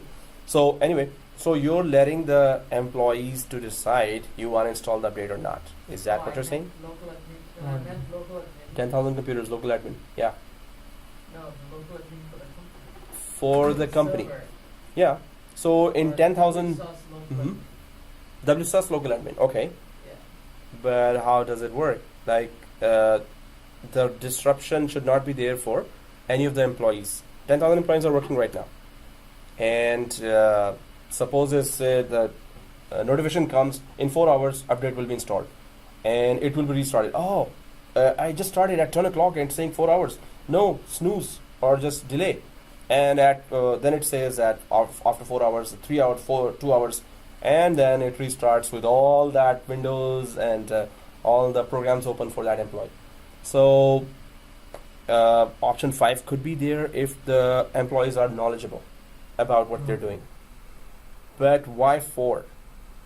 Because the administrator can choose exactly what to download, so and everything will be downloaded in the background. Mm-hmm. All the download that will take all download will take care of it, and then I can schedule it like work sessions. Install it at 3 in the morning. laptops install at 7 p.m. something like that. In any of those settings I can Whatever. based on the company. Okay. So you could schedule here, right? Everything. You also set 4? 4? 4. Okay. So that's good. Yes, you're right about that. If we have just WSUS, 4 seems like a best option here. Why? Because then further we can just try to check every Saturday, Sunday, or Friday, Friday night or Saturday night. It's up to you. Maybe Friday night, weekend starts. So if the machines have been deployed, normally we send an email every 3 or 4 emails during the week that this weekend do not shut down your machines and do not lock your machines. Log off only. So your machines must be on log off, right? So if it is locked, this means if the update's installed and restarted, your work will be gone as well. If you lock it, this means you're working on something, right? So this is one thing that you have to keep it on log off. Second thing is that if there is a problem, the message also says on Monday, desktop support, just call desktop support if you're having any problems starting the machine. So during the weekend, it will restart your machine. So your machine, you will find it on restart it. So if you had a laptop, then you want to leave it, it's okay. Otherwise, we can update it on Monday, right? So the main thing is, yes, we can just put it there, schedule install time 3 o'clock in the morning, or Friday 7 o'clock if you want. But right now, what is today? It is Monday, and right now it is 8 o'clock. Oh, we can just put it on 8 o'clock. It's already passed. Is it night right now? This is 8 a.m. actually. This is 24 hours. So 13 is 1, 14 is, oh, we can go way down here. Exactly. This is 20 o'clock right now. 2000 hours, right? So install updates for other products, Microsoft products as well. We can click that, and right now it is exactly our timing that we're expecting an update. So anyway, we can just put it like that. We can select it any way we want. Install during automatic maintenance hours, and it shows here as well what does maintenance hours also means. It is from 11 o'clock, 11 p.m. till 2 a.m. or 3 a.m. So if we select that, then it's gonna not go for these hours, whatever you define. Then it will go for between 11 to p.m. till 2 a.m. So I'm not selecting that right now because I want it to be now. This is all selected, but we should know the reason. With SCCM, you don't have to go through all that. You create a package. Whenever you want to deploy, you just throw it. Deploy it on these machines, these machines, and you just create a package. It's just a zip file or just a compressed file that you deploy through SCCM whenever you want, right? So we plan it that way. Friday evening, we just deploy it, and if there's any problem, Saturday morning or Sunday morning, we can just do that. Yeah. So press OK here, guys. Apply and OK. And we can go up to the editor here. And okay, guys. So editor was stopped, right? So this was the first thing. Second thing, let's just put that quickly because the break time is there. But before the break time, we need to configure that because group policies take time to actually reach the client. Specify intranet Microsoft update service location. Second one is this one. Go ahead and double click that. Specify right below the configure automated updates. Specify intranet Microsoft update location. So guys, do we all see that? Yep. So click enabled. Click enabled. And now be careful, very careful. https:// server02, the name of your server. Maybe you put it server 2. Maybe you put it SRVR2. So please check what your server name is. If it is exactly like that, go ahead. HTTP, oops. And maybe it is P as well here. Thank you. Thank you. So server02.net plus domain, it's not case sensitive, .local, colon 8530. 3530. So guys, I need to confirm that either it is 8350 or it is 8530. So in our previous screens, I'm just gonna go for that. I have document already there. Because there are so many steps, always be ready with your screenshots as well. I am. Yeah, we did that. 8530. Correct. Oh, guys, it is not HTTPS. We did not use Central Authority CA or Certificate Services. It is HTTP. So that is very good. Otherwise, we could have gotten an error. Okay, guys. So it is. First of all, 8530 is good.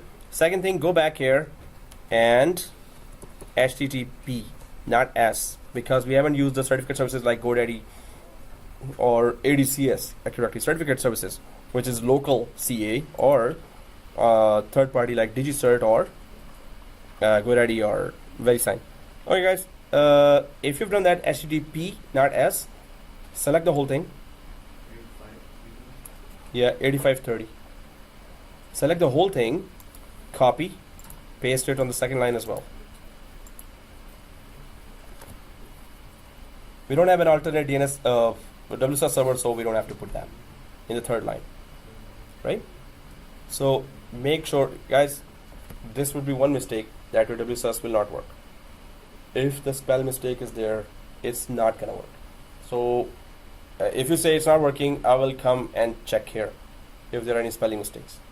So first of all, remove S. Second thing, yeah, I was making mistakes too.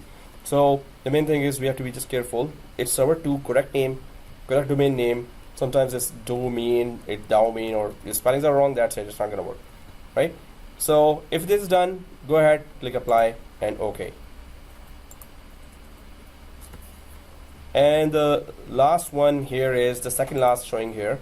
Enable client-side targeting. Last one, which is second last here, enable client-side targeting. And then we click enable and just give WSUS client group. So this is just a name that it will, under this name in registry, it's gonna map that, oh, I've discovered this machine, that machine, this machine, that machine. This is a kind of a background work that's going to be doing under this name that we're giving here. So WSUS client group, you can just put anything, net plus domain group or client machines. Apply.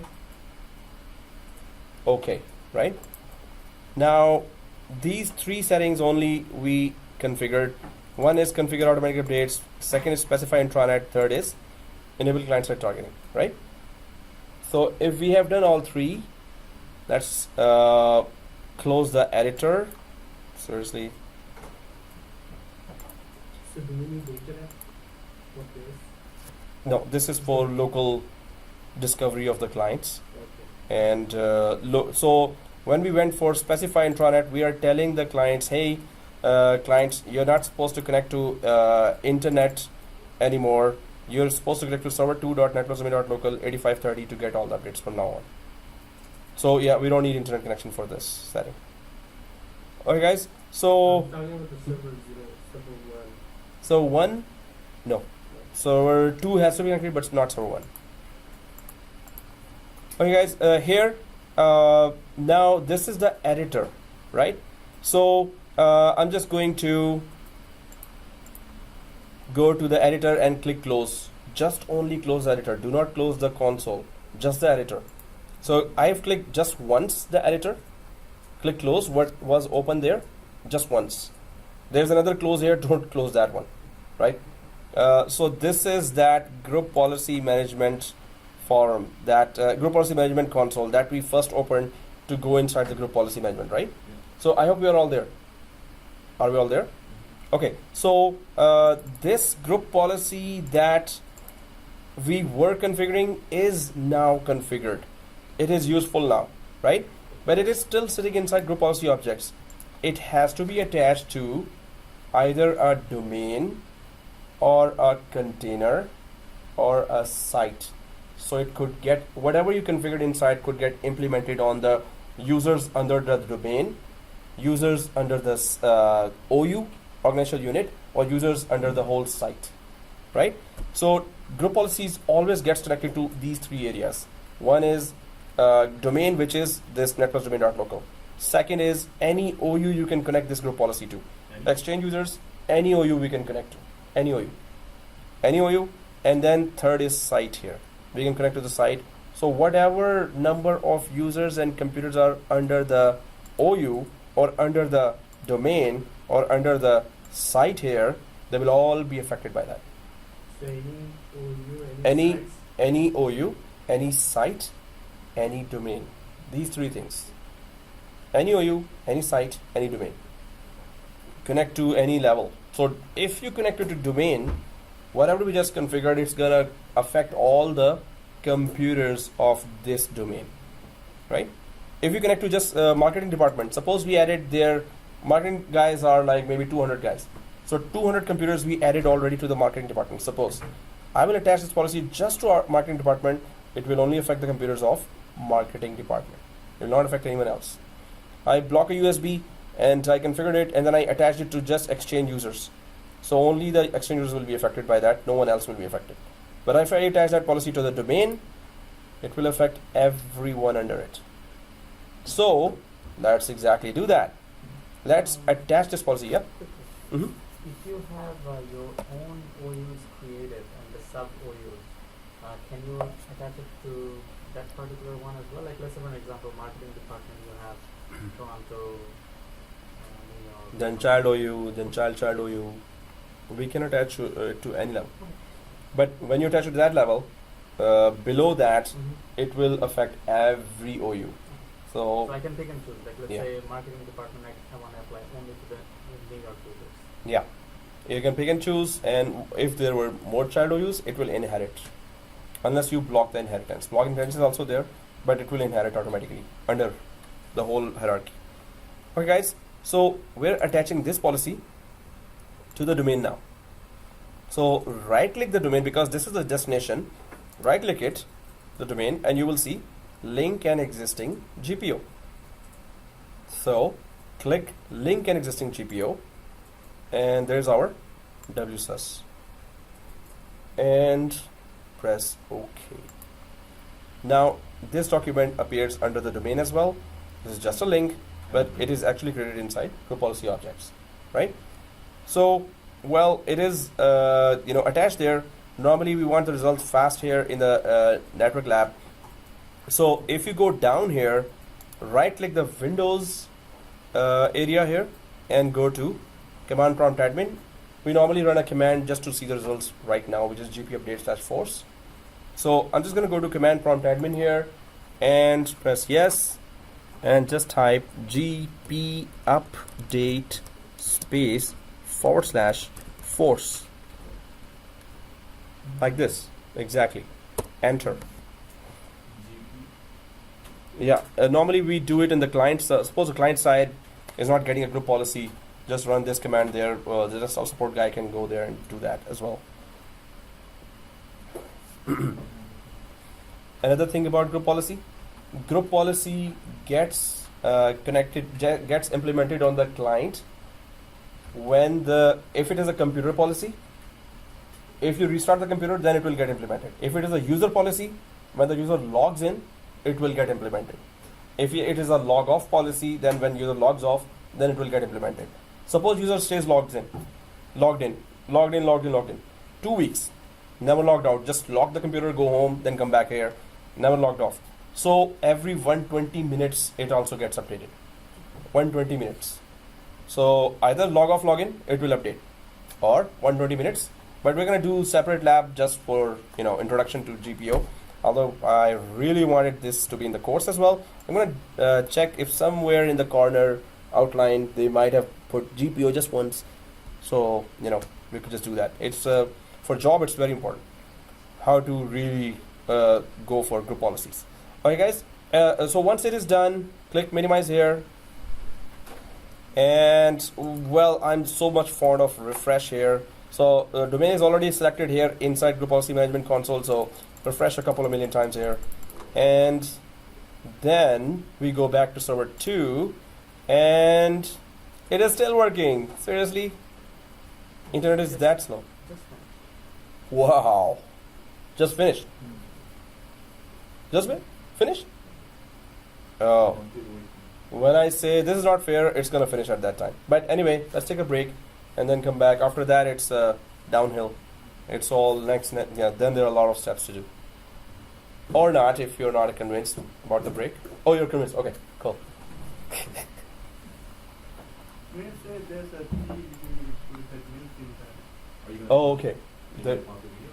Hmm? Are you gonna pause the video? Yes, I was about to do that. Thank you. Here, guys, resuming, and server 3, please just restart it because group policies also take time to take effect. So, server 3, right click and just go ahead and restart and leave it at restart. We have implemented group policy on the domain, so it will affect on All the servers here, including WSUS as well. So, what we did just now, server 3 restart, that's all. Oh, Go ahead and restart server 3. it's done. And it's done. WSUS in. Okay. So. He's like, what? So server 3, just go ahead and restart. Right click and power and restart guest like this, right?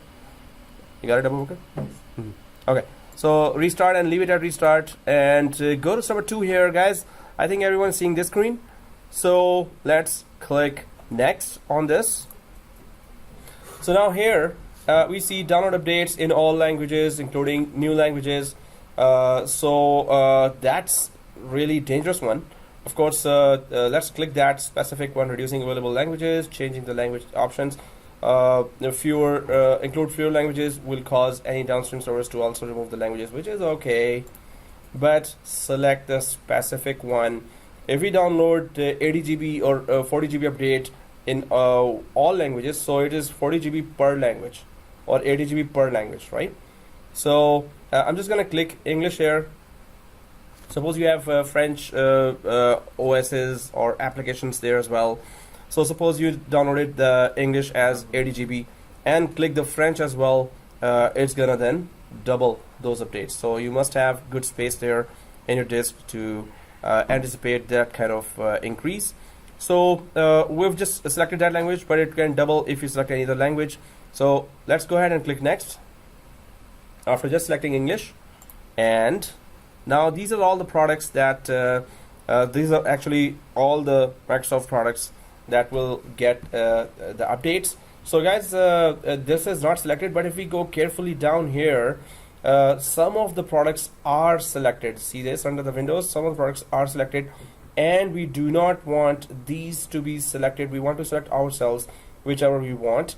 So we can go up there and click this to select all the products, right? And then unselect or deselect. So now if we double check this, yes, all are gone. So guys, go ahead and go for Windows 2016 and Windows 8.1, or sorry, Windows 10. So I'm just gonna go way down here until the Windows area starts. There it is.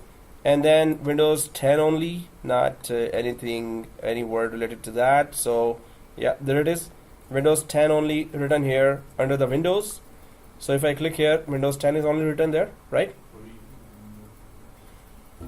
So only this one, and then Windows 2016 also alone written. So if you go down here, you know, this area, down Windows.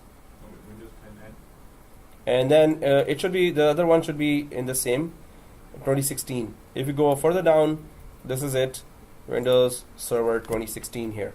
So we're just selecting these two, but according to the demand or whatever is in your environment, whatever application. So this is a collection of OSs and applications. This is all the products of Microsoft. Go ahead and select any in the production environment, of course, but here we are just selecting two, Windows 10 and 2016 here, right? So two products are selected here. Let's go ahead and click next. Now the products you have selected, their critical updates, their definition updates, their driver sets, drivers, feature packs, security updates, service packs, upgrades, updates, you know. So whatever you selected in the back, everything about, so critical updates about that product, definition. So what is critical update or definition update? It does give you a definition of that as well. So critical updates are broadly released fix for a specific problem addressing a critical non-security related bug. So it is still critical, but not related to security. It's called critical updates, definition updates, a broad release, and frequent software update containing additions to a product's definition database. So it does tell us what is what that we are selecting to download. So if you go for security updates, a broadly released fix for a product specific security related vulnerability. Security vulnerabilities are rated based on their severity, which is indicated in the Microsoft Security Bulletin as critical, important, moderate, or low. So if you're subscribed to Microsoft Security Bulletin, you will get all the latest updates that you must download if they are must-haves. The Security Bulletin will just, if you Google that or just go to, or you Bing that. No, never said that before. Bing that, right? Bing is the browser, right? What kind of name is that? Okay, so if you Google that, Microsoft Security Bulletin, that's go ahead and subscribe to that. Very important for system administrators with WSUS, working on WSUS. In VMware it is called VUM, VMware Update Manager, right? Okay, so we will keep it selected what we want, but you can just read others, and if you want you can go ahead. Normally service packs you can download and just separately update all the clients. Suppose Windows 10 service pack new may have arrived. Anyone can tell me what is a service pack? Not from this definition, in your own words. We see it. Second version of the Windows. Basically, second version of the second release of a specific OS. So that contains the major updates. Updates, exactly as you guys said. So Microsoft keeps on rating throughout the year, releasing critical updates or security updates when 1 year has passed. So it just combines the whole thing into one service pack, right? So all that you updates of any types related to an operating system, service pack will be released with some newer updates that it wanted to introduce as well, newer features that it wanted to introduce. So service pack has all that. It is not selected already. If there's SCCM environment, we would just download separately, make it a package, and just deploy it on all the machines. With WSUS, whenever it is available, just download that as well. But of course, you have to be careful when you're deploying that. You have to really test that in your test environment. That has to be exact replica of your client's production environment. So 4 updates are already selected, which Microsoft thinks are critical. We're just testing that, so we'll keep it selected and click next. And then it says synchronize manually. Of course, right now we need it to. No, that's it. Just 4. Will you check the service pack? Okay, let's go ahead and check if you want to check. Since you insisted. No, I'm just asking. Okay. In a production environment, I would check it. But when service pack arrives, it has its own website, separate subsite, where you go and just download the whole service pack separately as well. Okay, guys. So click next here. Synchronize manually, of course. Right now, it is on automatic synchronization. Normally, in a production environment, it's up to you. It's up to an admin that you want to send a synchronization right now, or whatever is available there. Download it. I have enough drive here. And but you, of course, if you want to synchronize that automatically, you should know the time and day. Anyway, let's keep it to synchronize manually and click next. And go ahead, begin initial synchronization right now. It's going to sync with the update on Microsoft.com. So select this and click next. Now it is communicating. Hopefully everyone has internet connection here. So it should be, if we didn't have, we couldn't have gone from that other page, right? So using SSL, so next steps. So it says that what are the next steps that you want to go for using SSL with WSUS. Better go for that certificate that you deploy through CAA, right? CAA, you can get certificates as well, roadside assistance and certificate. So no, CAA is different. CA is certificate authority, and certificates are good for 2 things. One is authentication. Second is encryption. Authentication, encryption. Whenever we talk about certificates, if you're connecting from VPN from home, you must have a certificate given from the company, and the certificates are given according to your contract. So whenever is your renewal due, that is the time for expiration of your certificate. So if it's auto renewal, still the certificate you have to manually ask. Different companies, different policies. So we're going to be create computer groups here, assign computers to groups using group policy, which we did already actually. We actually configured the group policy earlier. That is good. So it takes its time to actually configure auto approval rules. We're going to talk about that, and this we just talked about this, that we don't have certificate right now. It's going to cost you, if you go to GoDaddy.com or DigiCert to get a certificate for a server2.netplus.local, it might cost you $500 up to $1,200 per year. Okay guys, so let's click finish here. And the first thing we need to check, okay, I don't think you have that console here. Just go to tools now. Is it open? Yep. I think this is open for everyone. Ooh, I have two. Really? Right, so I'll just close one. Okay, so I'll just close one again. Oh, seriously? Okay. So, yeah. Now, if you have this, so go ahead, server 2, and then click server 2 here. So you will see, that bird's eye view. If you click the server 2 here, keep it clicked, server 2 only. And on the right side, synchronization status is there, synchronizing 0%.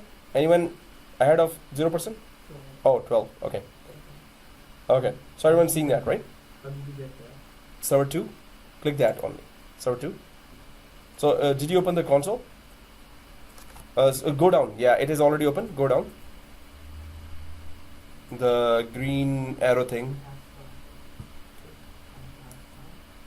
Yeah. You scroll down. See in the bottom. Okay. Somebody sponsor of future Timbits. Okay, so server 2, did you click that? Server 2? So you can see here, I can already see 1 security update waiting to be approved, 12 critical updates. Your WSUS server currently shows that no computers are registered. 297 new products and 11 new classifications have been added in the past 30 days. View products. So guys, let's go to updates here. And in the updates, when you click there, updates, on the right side, all updates, security updates, this view shows a summary of the status of your updates by update view. So I have all updates, total of 29. I hope maybe your number is different. So still loading, right? So critical updates 12, updates installed, not available 1. So guys, let's go down to expand the updates as well. This one, expand this, and do we all see all updates? All updates. So now when you see all updates, look at those numbers up there. 0 updates of 29 shown of 29 total. I'm seeing 29. Anyone else? 33? Oh, okay. So everyone's seeing numbers, right? Everyone's seeing numbers. So click refresh here, this one. Now, well, 31. So this means it is grabbing those updates right now. We want to see actually what updates have been grabbed or will be showing in our WSUS screen, because it doesn't download those. It just shows you the name that are available now. So do you see this approval window here? Click that and go to the last one, any except declined. Go to the last one, any except declined. Also go to the second one here, status. Go to the last one of that as well, any. Everyone sees that? Any. And now refresh. The last ones of both drop down and then click refresh. Now you can see a lot of updates there. Yeah, 10 related Windows 10 related updates are right now. I'm sure I selected Windows 2016 as well. But these are showing here, and 34. If I go to, so everyone is able to see those, right? So critical updates under all updates. So critical updates also, it's gonna just load up a little, but it's gonna show you some numbers there. It must not be 0 out of 0 out of 0. The main thing, it should be some number. So it is updating. In my case, it is 12. It's showing security updates. If I go, it has to be some number there. It cannot be 0 after 0, right? Well, it could be if that type of update has not been downloaded yet. So 16 out of 47 now. And so it is downloading for everyone, right? WSUS updates as well. It has to be some number. If it is a number up there, it's okay. We're good. It has made communication and it is showing now all those updates, right? So let's go ahead. 48 total. Now the second thing, updates are being shown here. We're going to see some other process there. But before that, let's go down to computers here. Computers. And go to all computers. Any lucky one seeing any number other than 0 here? Wow. Are you kidding me? Really? In the computers, all computers. All computers. Well, All- I'm seeing 0 computers of 1 shown. 1 total. Good. One got detected already. So refresh, guys. Refresh. Did you do anything else other than what we did? Refresh. Okay. Refresh. It's still in the one. You also get one? Hey, 2 guys. Computers, this is moody. It will show up and it might not for some time. So we're gonna keep on discovering other features, but I would just go to server 3 and maybe, restart this dude again. Restart guest. Server 3, just restart, come back again. So I just went to server 3, right click, power, restart, and then come back to server 2 again. Well, that's why I attached the policy to the domain. So any one of the 3 computers, even server 1, server 2, server 3, anyone could be detected. But if you are seeing 0 out of 1, so total of 1, so you should know which computer is that. So you can go down to this drop down and click any here. Those who are seeing number here can go for any and then refresh. So which one is it? Server 3. 3? Perfect. Wow. Your group policy has made communication already. So you also sing? No? No? No? No? No? Tanish? Wow, man. Your network. Okay, guys. So we don't have to just stare at it. Because we're just going to go for other features and we're going to keep on coming back here, and one day, Monday or Sunday, we will all see that 1 or 2 computers here. So all computers, what we need to really do here, suppose you have, and yes, in a production environment also it is frustrating. Suppose you have thousands of computers, yes, you start seeing some numbers, but it's never all numbers right away. So sometimes it's 1 week, sometimes it's 2 weeks that you get to discover all those computers, right? Sometimes you have to go to the computer and just run, GPU updates as force there, and try to disjoin and join from domain. That's the best one. It takes time, of course. That you disjoin and join from domain. At that time, group policies are also implemented, so you do get it discovered here as well. But those are like those computers which are stubborn.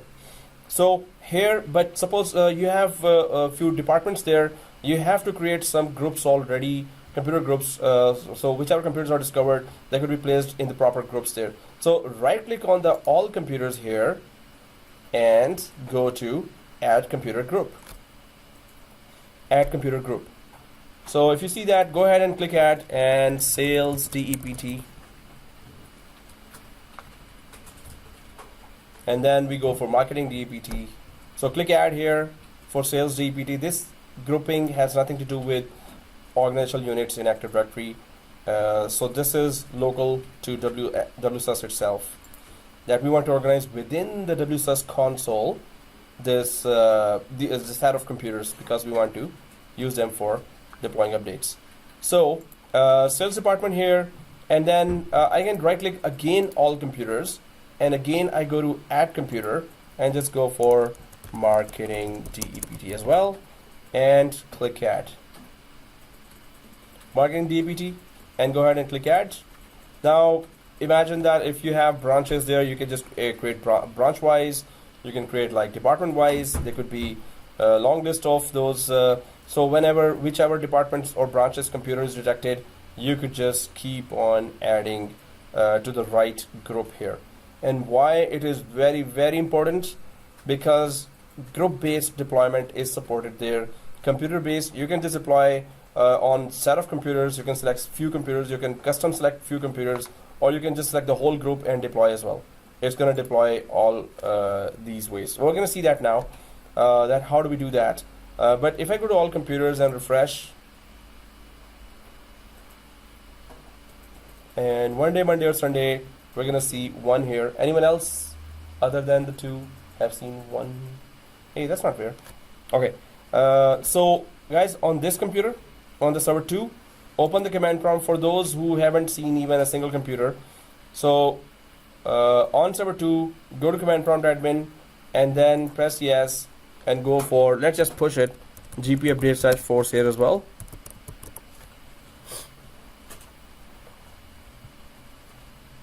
It just worked right away for some, for others it did not. And after running it successfully, I'll just go minimize that, right? And then close this console of WSUS. Let's close this console of WSUS. After running GPU update force, sometimes the console is not updated. So I can go to tools and then open the WSUS again, the console. Go to tools and Windows Server Update Services. And still 0. Oh, okay. Refresh. So one day, Monday or Sunday, it's gonna appear. But yeah, it's lucky ones get it sooner. Anyway, we'll still go for other features here. There are many other features that we need to discover. Now, the updates. How do we start, selecting those updates? And maybe we have some few updates that we want to deploy. How do we do that? So here, if we go to updates here and go for all updates. By now it is 73 in my case. 79. Okay, anyone reached above 100? No one.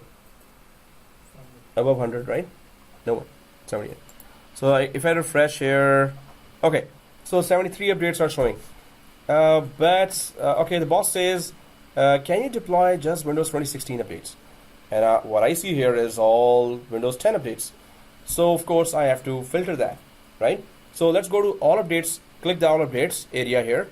And on the right side, do we see search? So click the search on the right side, search.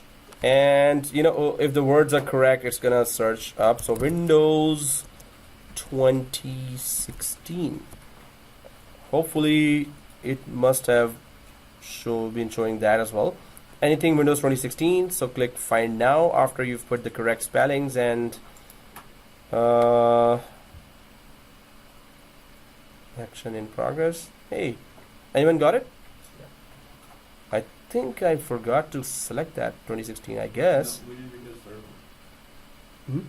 Server 2016? Oh, did you search that? We did Windows Server. Server 2016? Yes. Okay, thank you for that. So find now. Yeah. Windows Server. Okay, it's coming up. Well, for you. Yeah. What? Okay, there you go. Thank you. So 2016, well, should come up, but definitely as you've just tested it. Thank you for that. Okay, guys. So if you see that, now we do not want to. I think everyone's seeing Flash Player related updates as well, right? Flash Player. So we don't want to select these, but we want to select all others. So press the control button on the keyboard, select, select, select, select, and select like this. So definitely we're here not reading any updates. The knowledge base articles are there. KB 3194798 shows that what exact update this will be, what exact features are you about to change in your this cumulative update. So I would go for those KB articles.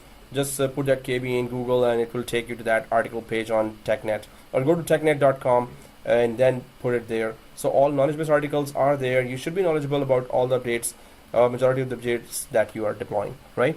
So once these are all selected, of course, let's go for right click here, and there is that approve option here, decline option and status report. So let's click the approve button here. right click on the selected one and click approve. Now it says it goes directly to those computer groups that we created there, and we are pretending there are computers inside. So suppose we are selecting that only for marketing department and not for sales. So we're not going to touch sales here. We're going to go for marketing department and just left click on top of that. As soon as you left click on top of that, approve for install, approve for removal, not approved, same as parent. Suppose I deployed on the parent, then I'm going for the child group as well. But right now I'm going for the first approval here and only for marketing. So go ahead and click approve for install. So it goes green and deadline is done here and install is the option there. So click OK as well. Then it says success, approval completed without errors. See below for details. So these are only approved for marketing department. If we had a computer inside marketing department, they would have started getting these updates.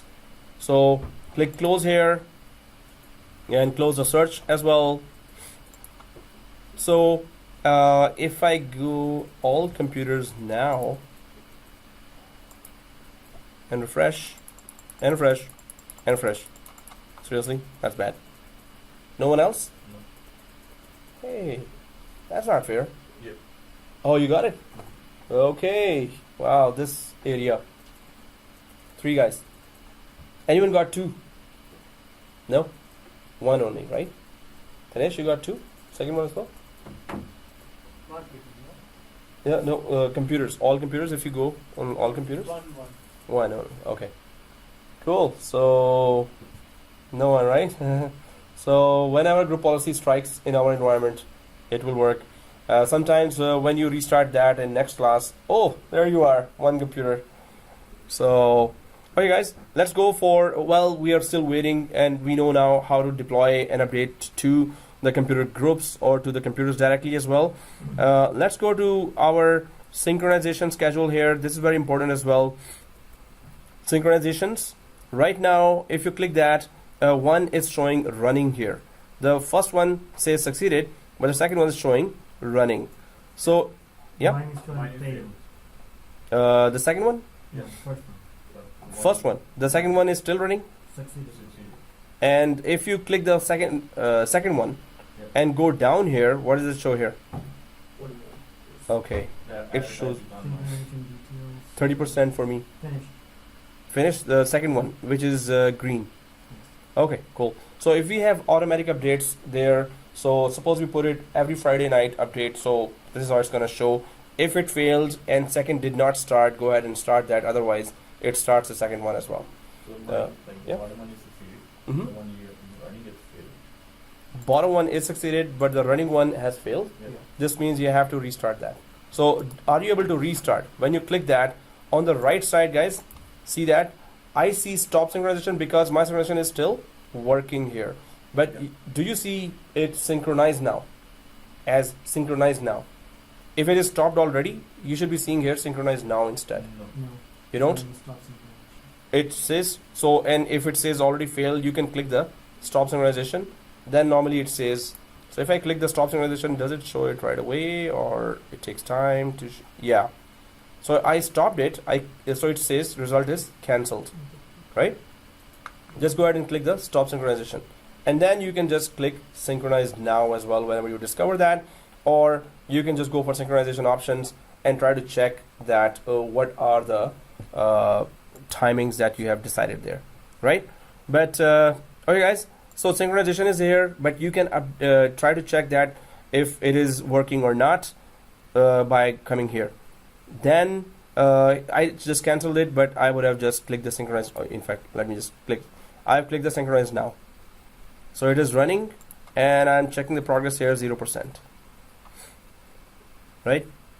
Okay guys, so below synchronization is reports. And reporting is very good if we have that tool installed, which is a small tool. So if we go for update status summary, after you click reports and click the update status summary, so let's go ahead and click that and you will see this. Microsoft Report Viewer 2012 redistributable is required for this feature. Please close this console for installing this package. So you just have to install this small tool here. When you go to the website, it's like 300 megabyte. Install that, then you will get very cool reports about the whole updates and how many failed on which computers, were there any superseded updates, the whole report there, right? We didn't do that, but we should have done that, I guess.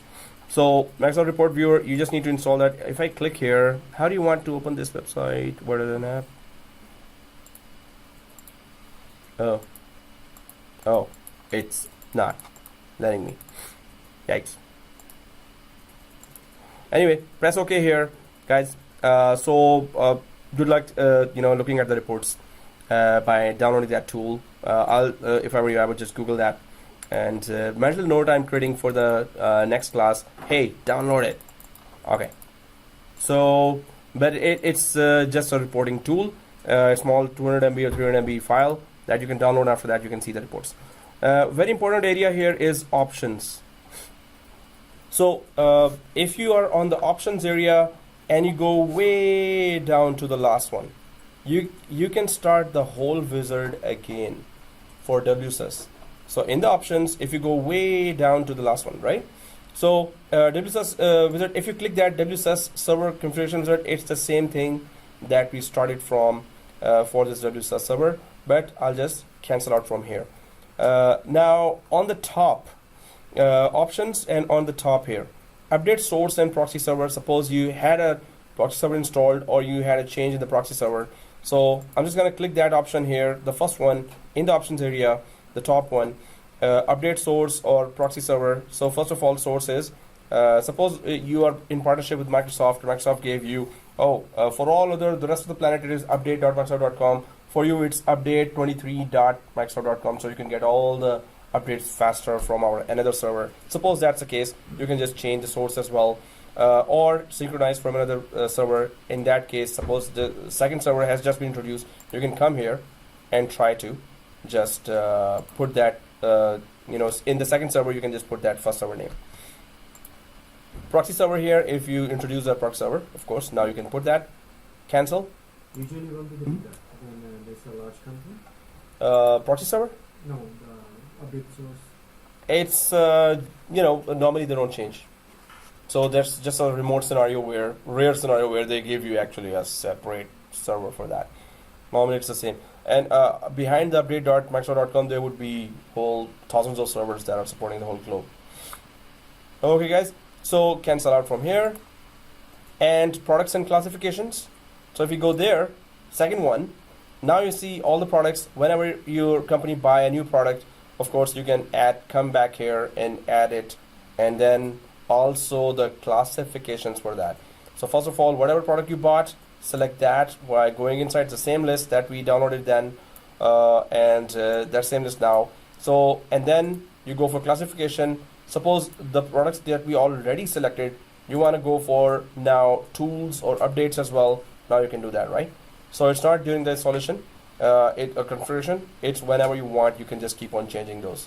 But just make sure that you have enough drive space there, because it can fill up real fast if you're not keeping an eye on your disk drive for WSUS. So this is the area that we can revisit, cancel out, because we know what's the purpose of that. And then we go for update files and languages. So if you click that third one, again, store update files locally on this server, download update files to this server. So you can specify where to store update files. Storing files locally requires sufficient disk space. Well, download express installation files. Express installation files provide faster download. These are just, like not large files, but it can save your space. But if you want to download the whole thing, just keep this option selected here. Or do not store update files locally. Computers installed from Microsoft Update. Computers installed from Microsoft Update. Are you kidding me? What was the purpose of installing WSUS in the first place?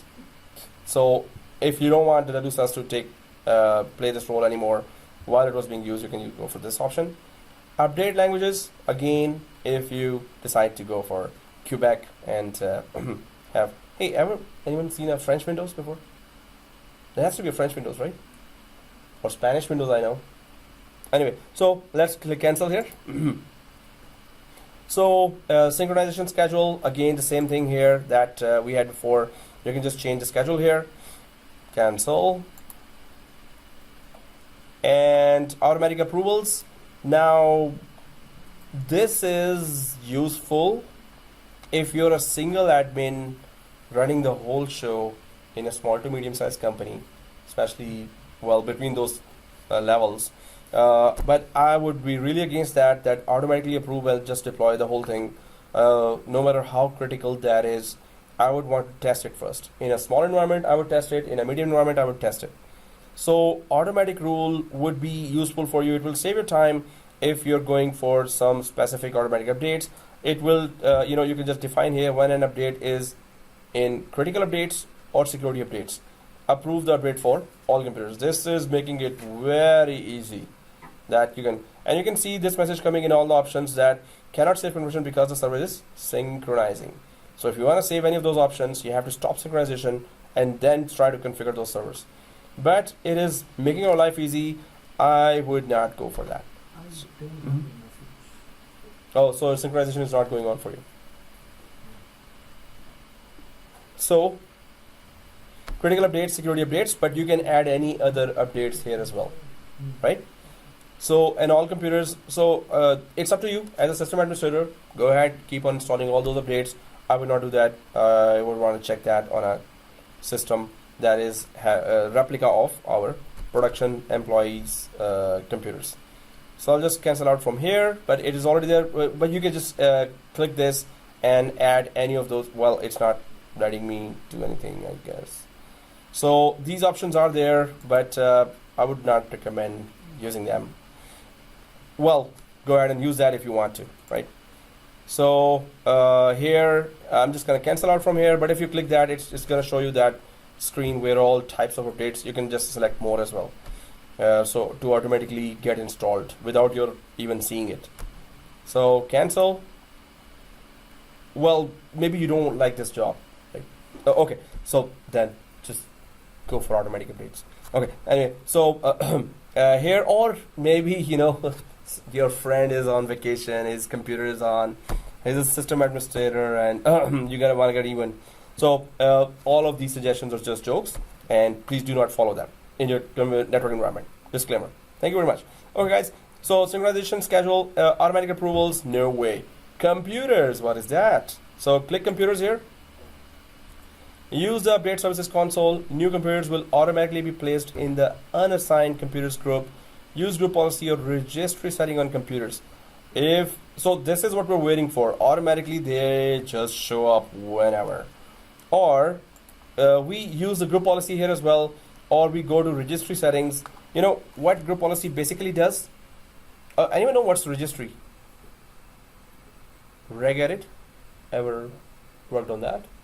So go to run and put regedit. So registry, that's a group policy topic. And I would have, so why did I even start that? So if I go to run and type regedit, so regedit and press enter. So these are all the hives. Well, these folder structures are called hives. And these contain all the information, configurational information of all the software and some of the hardware related stuff. So whenever you're installing MS Office, wherever it gets installed, however it was configured, everything is saved in this area. All the folder structure here, it goes deep down in some cases. However you configure the printers, software, system, anything you configured. So what does group policy? So this is not user friendly, right? You want to make any change here, it's not that easy. You have to understand what you're doing. So the user friendly way of changing registry is, yes, group policy. With group policy, we just click enable, apply. That's it, done. So it changes, it goes to the computer or user on the computer over the network, then it changes the registry there. So I'm just going to close that. And here I'm just going to keep it back to this. So we can go to the registry and make some changes according to the vendor document, and then our computer might get detected right away, right? So, but we're going to stick to our, this first option, which is not working for many. So by now, maybe if you restart all computers, it might work. But anyway, use update services, and yeah, I know Monday is brutal. So click cancel. Yeah, we should stop today for a change a bit earlier. Okay.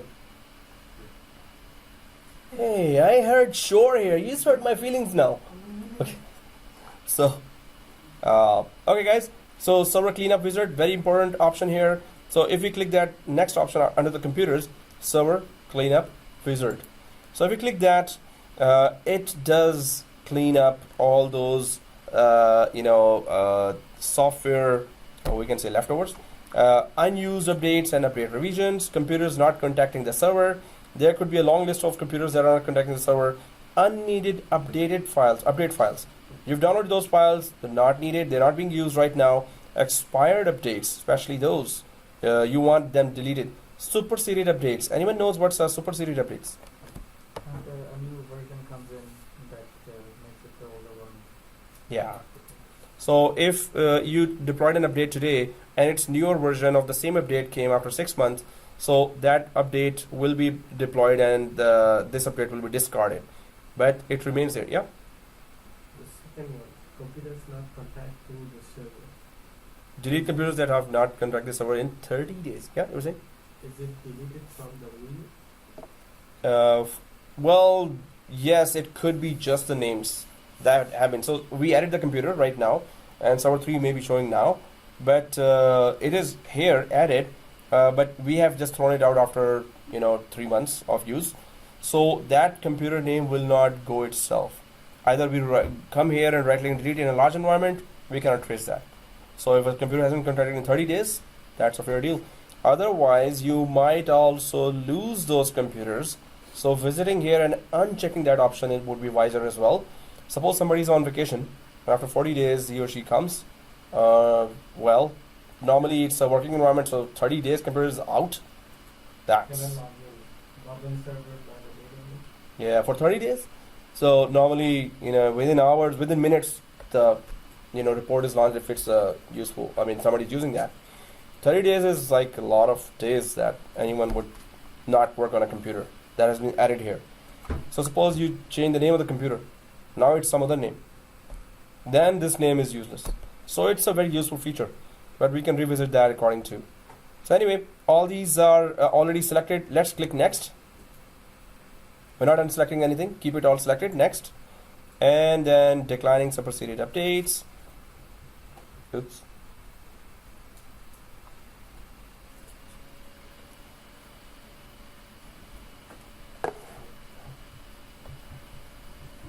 Oh, if it takes forever, stop cleanup.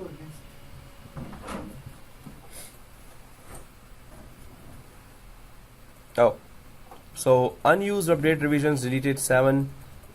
Well, it did delete something here. So I did download everything about Windows 10. So unused update revisions deleted. It did. So it is good, and it's a manual process, right? So click finito. Well, you should do that server cleanup wizard like monthly, or visit it within 2 months, once at least. Okay, so reporting roll up here. So if you click that, roll up status from replica downstream servers. Do not roll up status from. So the main thing is, yes, we want report from the downstream servers. So it's okay if we have a downstream server here. If you have a downstream server but you don't want reports from there, you can just click do not. Otherwise, keep it like that. Yes, those guys should be reporting the boss here, the upstream server, right? One of the most important, email notification. If you're a WSUS, if you are responsible for that, you need to get those email notifications. How many updates are deployed? It gives you a comprehensive report about that. So send an email notification when new updates are synchronized. Recipients are whoever, you can just put that yourself, your manager, or any other ops department guys. But you have to have a Exchange server or any messaging server that you need to put its information there as well. So, well, of course, this is one of the first things that I would configure here. Hey, give me reports. Come on, what's going on in my environment? What happened? So, because we don't have messaging server here, we cannot configure it properly here. So, cancel that. And then email notification, Microsoft update improvement. We don't want to improve. Okay, we want to improve that. And personalization, You can choose how downstream server rollup or data is displayed, which items are shown. We can click the personalization and put some flowers here on the right side, and flowers here. Oh, just kidding. So have personalization. What do you mean by that? Come on. So you can personalize the way information for the server is displayed. Replica downstream server data. If you roll up data from your replica downstream server, you can choose whether to include that information when viewing. So whatever information you want included, include computers and status from replica downstream server, or show computers and status from this server alone. You want to just see report from here. You want to see all the report, from this server and the downstream servers, all of them. So that will be a bigger report, of course. Then you have to trace back what's going on in your branch and what's going on in other branches, right? And this is WSUS server configuration. So if I go back to all computers, did I get selected? Refresh. And no. Seriously. Okay. What? No one? Oh, you got it. Hey, something to do with this line. Oh, okay. Nothing to do with this line. It's, individual. Nothing? Okay. Alright guys, so for a change, it's 15 minutes remaining, but I see smile in many faces now that, oh man, we are getting rid of, not rid of, we're, finished earlier today. Really? Or we can start another topic. So, okay. No, actually here, so guys, one thing, server 3. Let's go to server 3 here. Now this is especially for those who are, who are seeing that server 3. So let's log in from server 3 here. Where would you see those updates if you do push those updates? Where do I go in server 3 to have a proof? Oh, I've downloaded those updates, and updates are actually here. Where is that here? So first of all, anyone knows? On any, Windows? No. So we'll go to control panel. So right click here and go to control panel. On any client, Windows 10 as well, 7, 8, whichever. So we go to control panel, then we go to programs. And then we go for programs and features. And exactly on the left side you can see view installed updates. So if it ever reached here, it's gonna show here. That would be your proof. And these guys are normally there. These have not been deployed by WSUS, but anyone can tell me why? How can we know that? Have these been deployed by WSUS or not? Were they already there?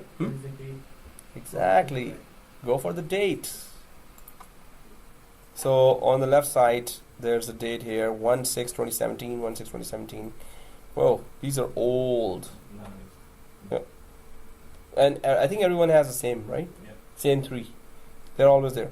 So once those deployments, so please do it at home. Assignment is minimum 1, at least 1 update. Push it from there. Push it from there and show it in your client machine. You can use Windows 10, Windows 8, Windows 7, but then change updates type there as well. Because we changed Windows 10, but we know now how to change that as well. You want to change Windows 8, you can select Windows 8 as well. You can select Windows 8, click synchronize now, it will update all those Windows 8 related updates there as well. And then, if whichever client you have.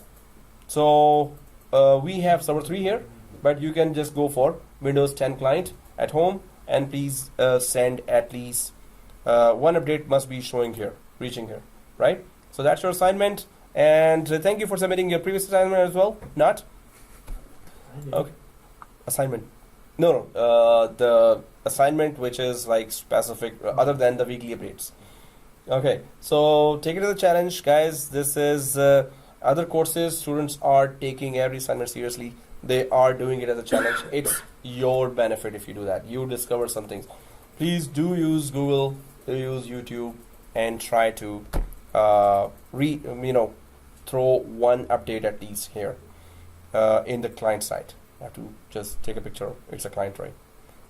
Okay, guys. So this is it, and we have 10 minutes left. So right-click all servers and shut down.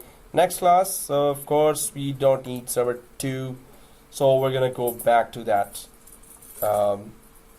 Snapshot 1 again. We're gonna remove this whole role here, and we're gonna install some other role.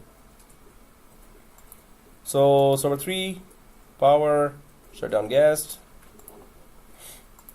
Server 2, power, shut down guest. And in the weekly labs as well, guys, the server must be showing, the client must be showing, there should be 1 there in the all computers, right? So please try that.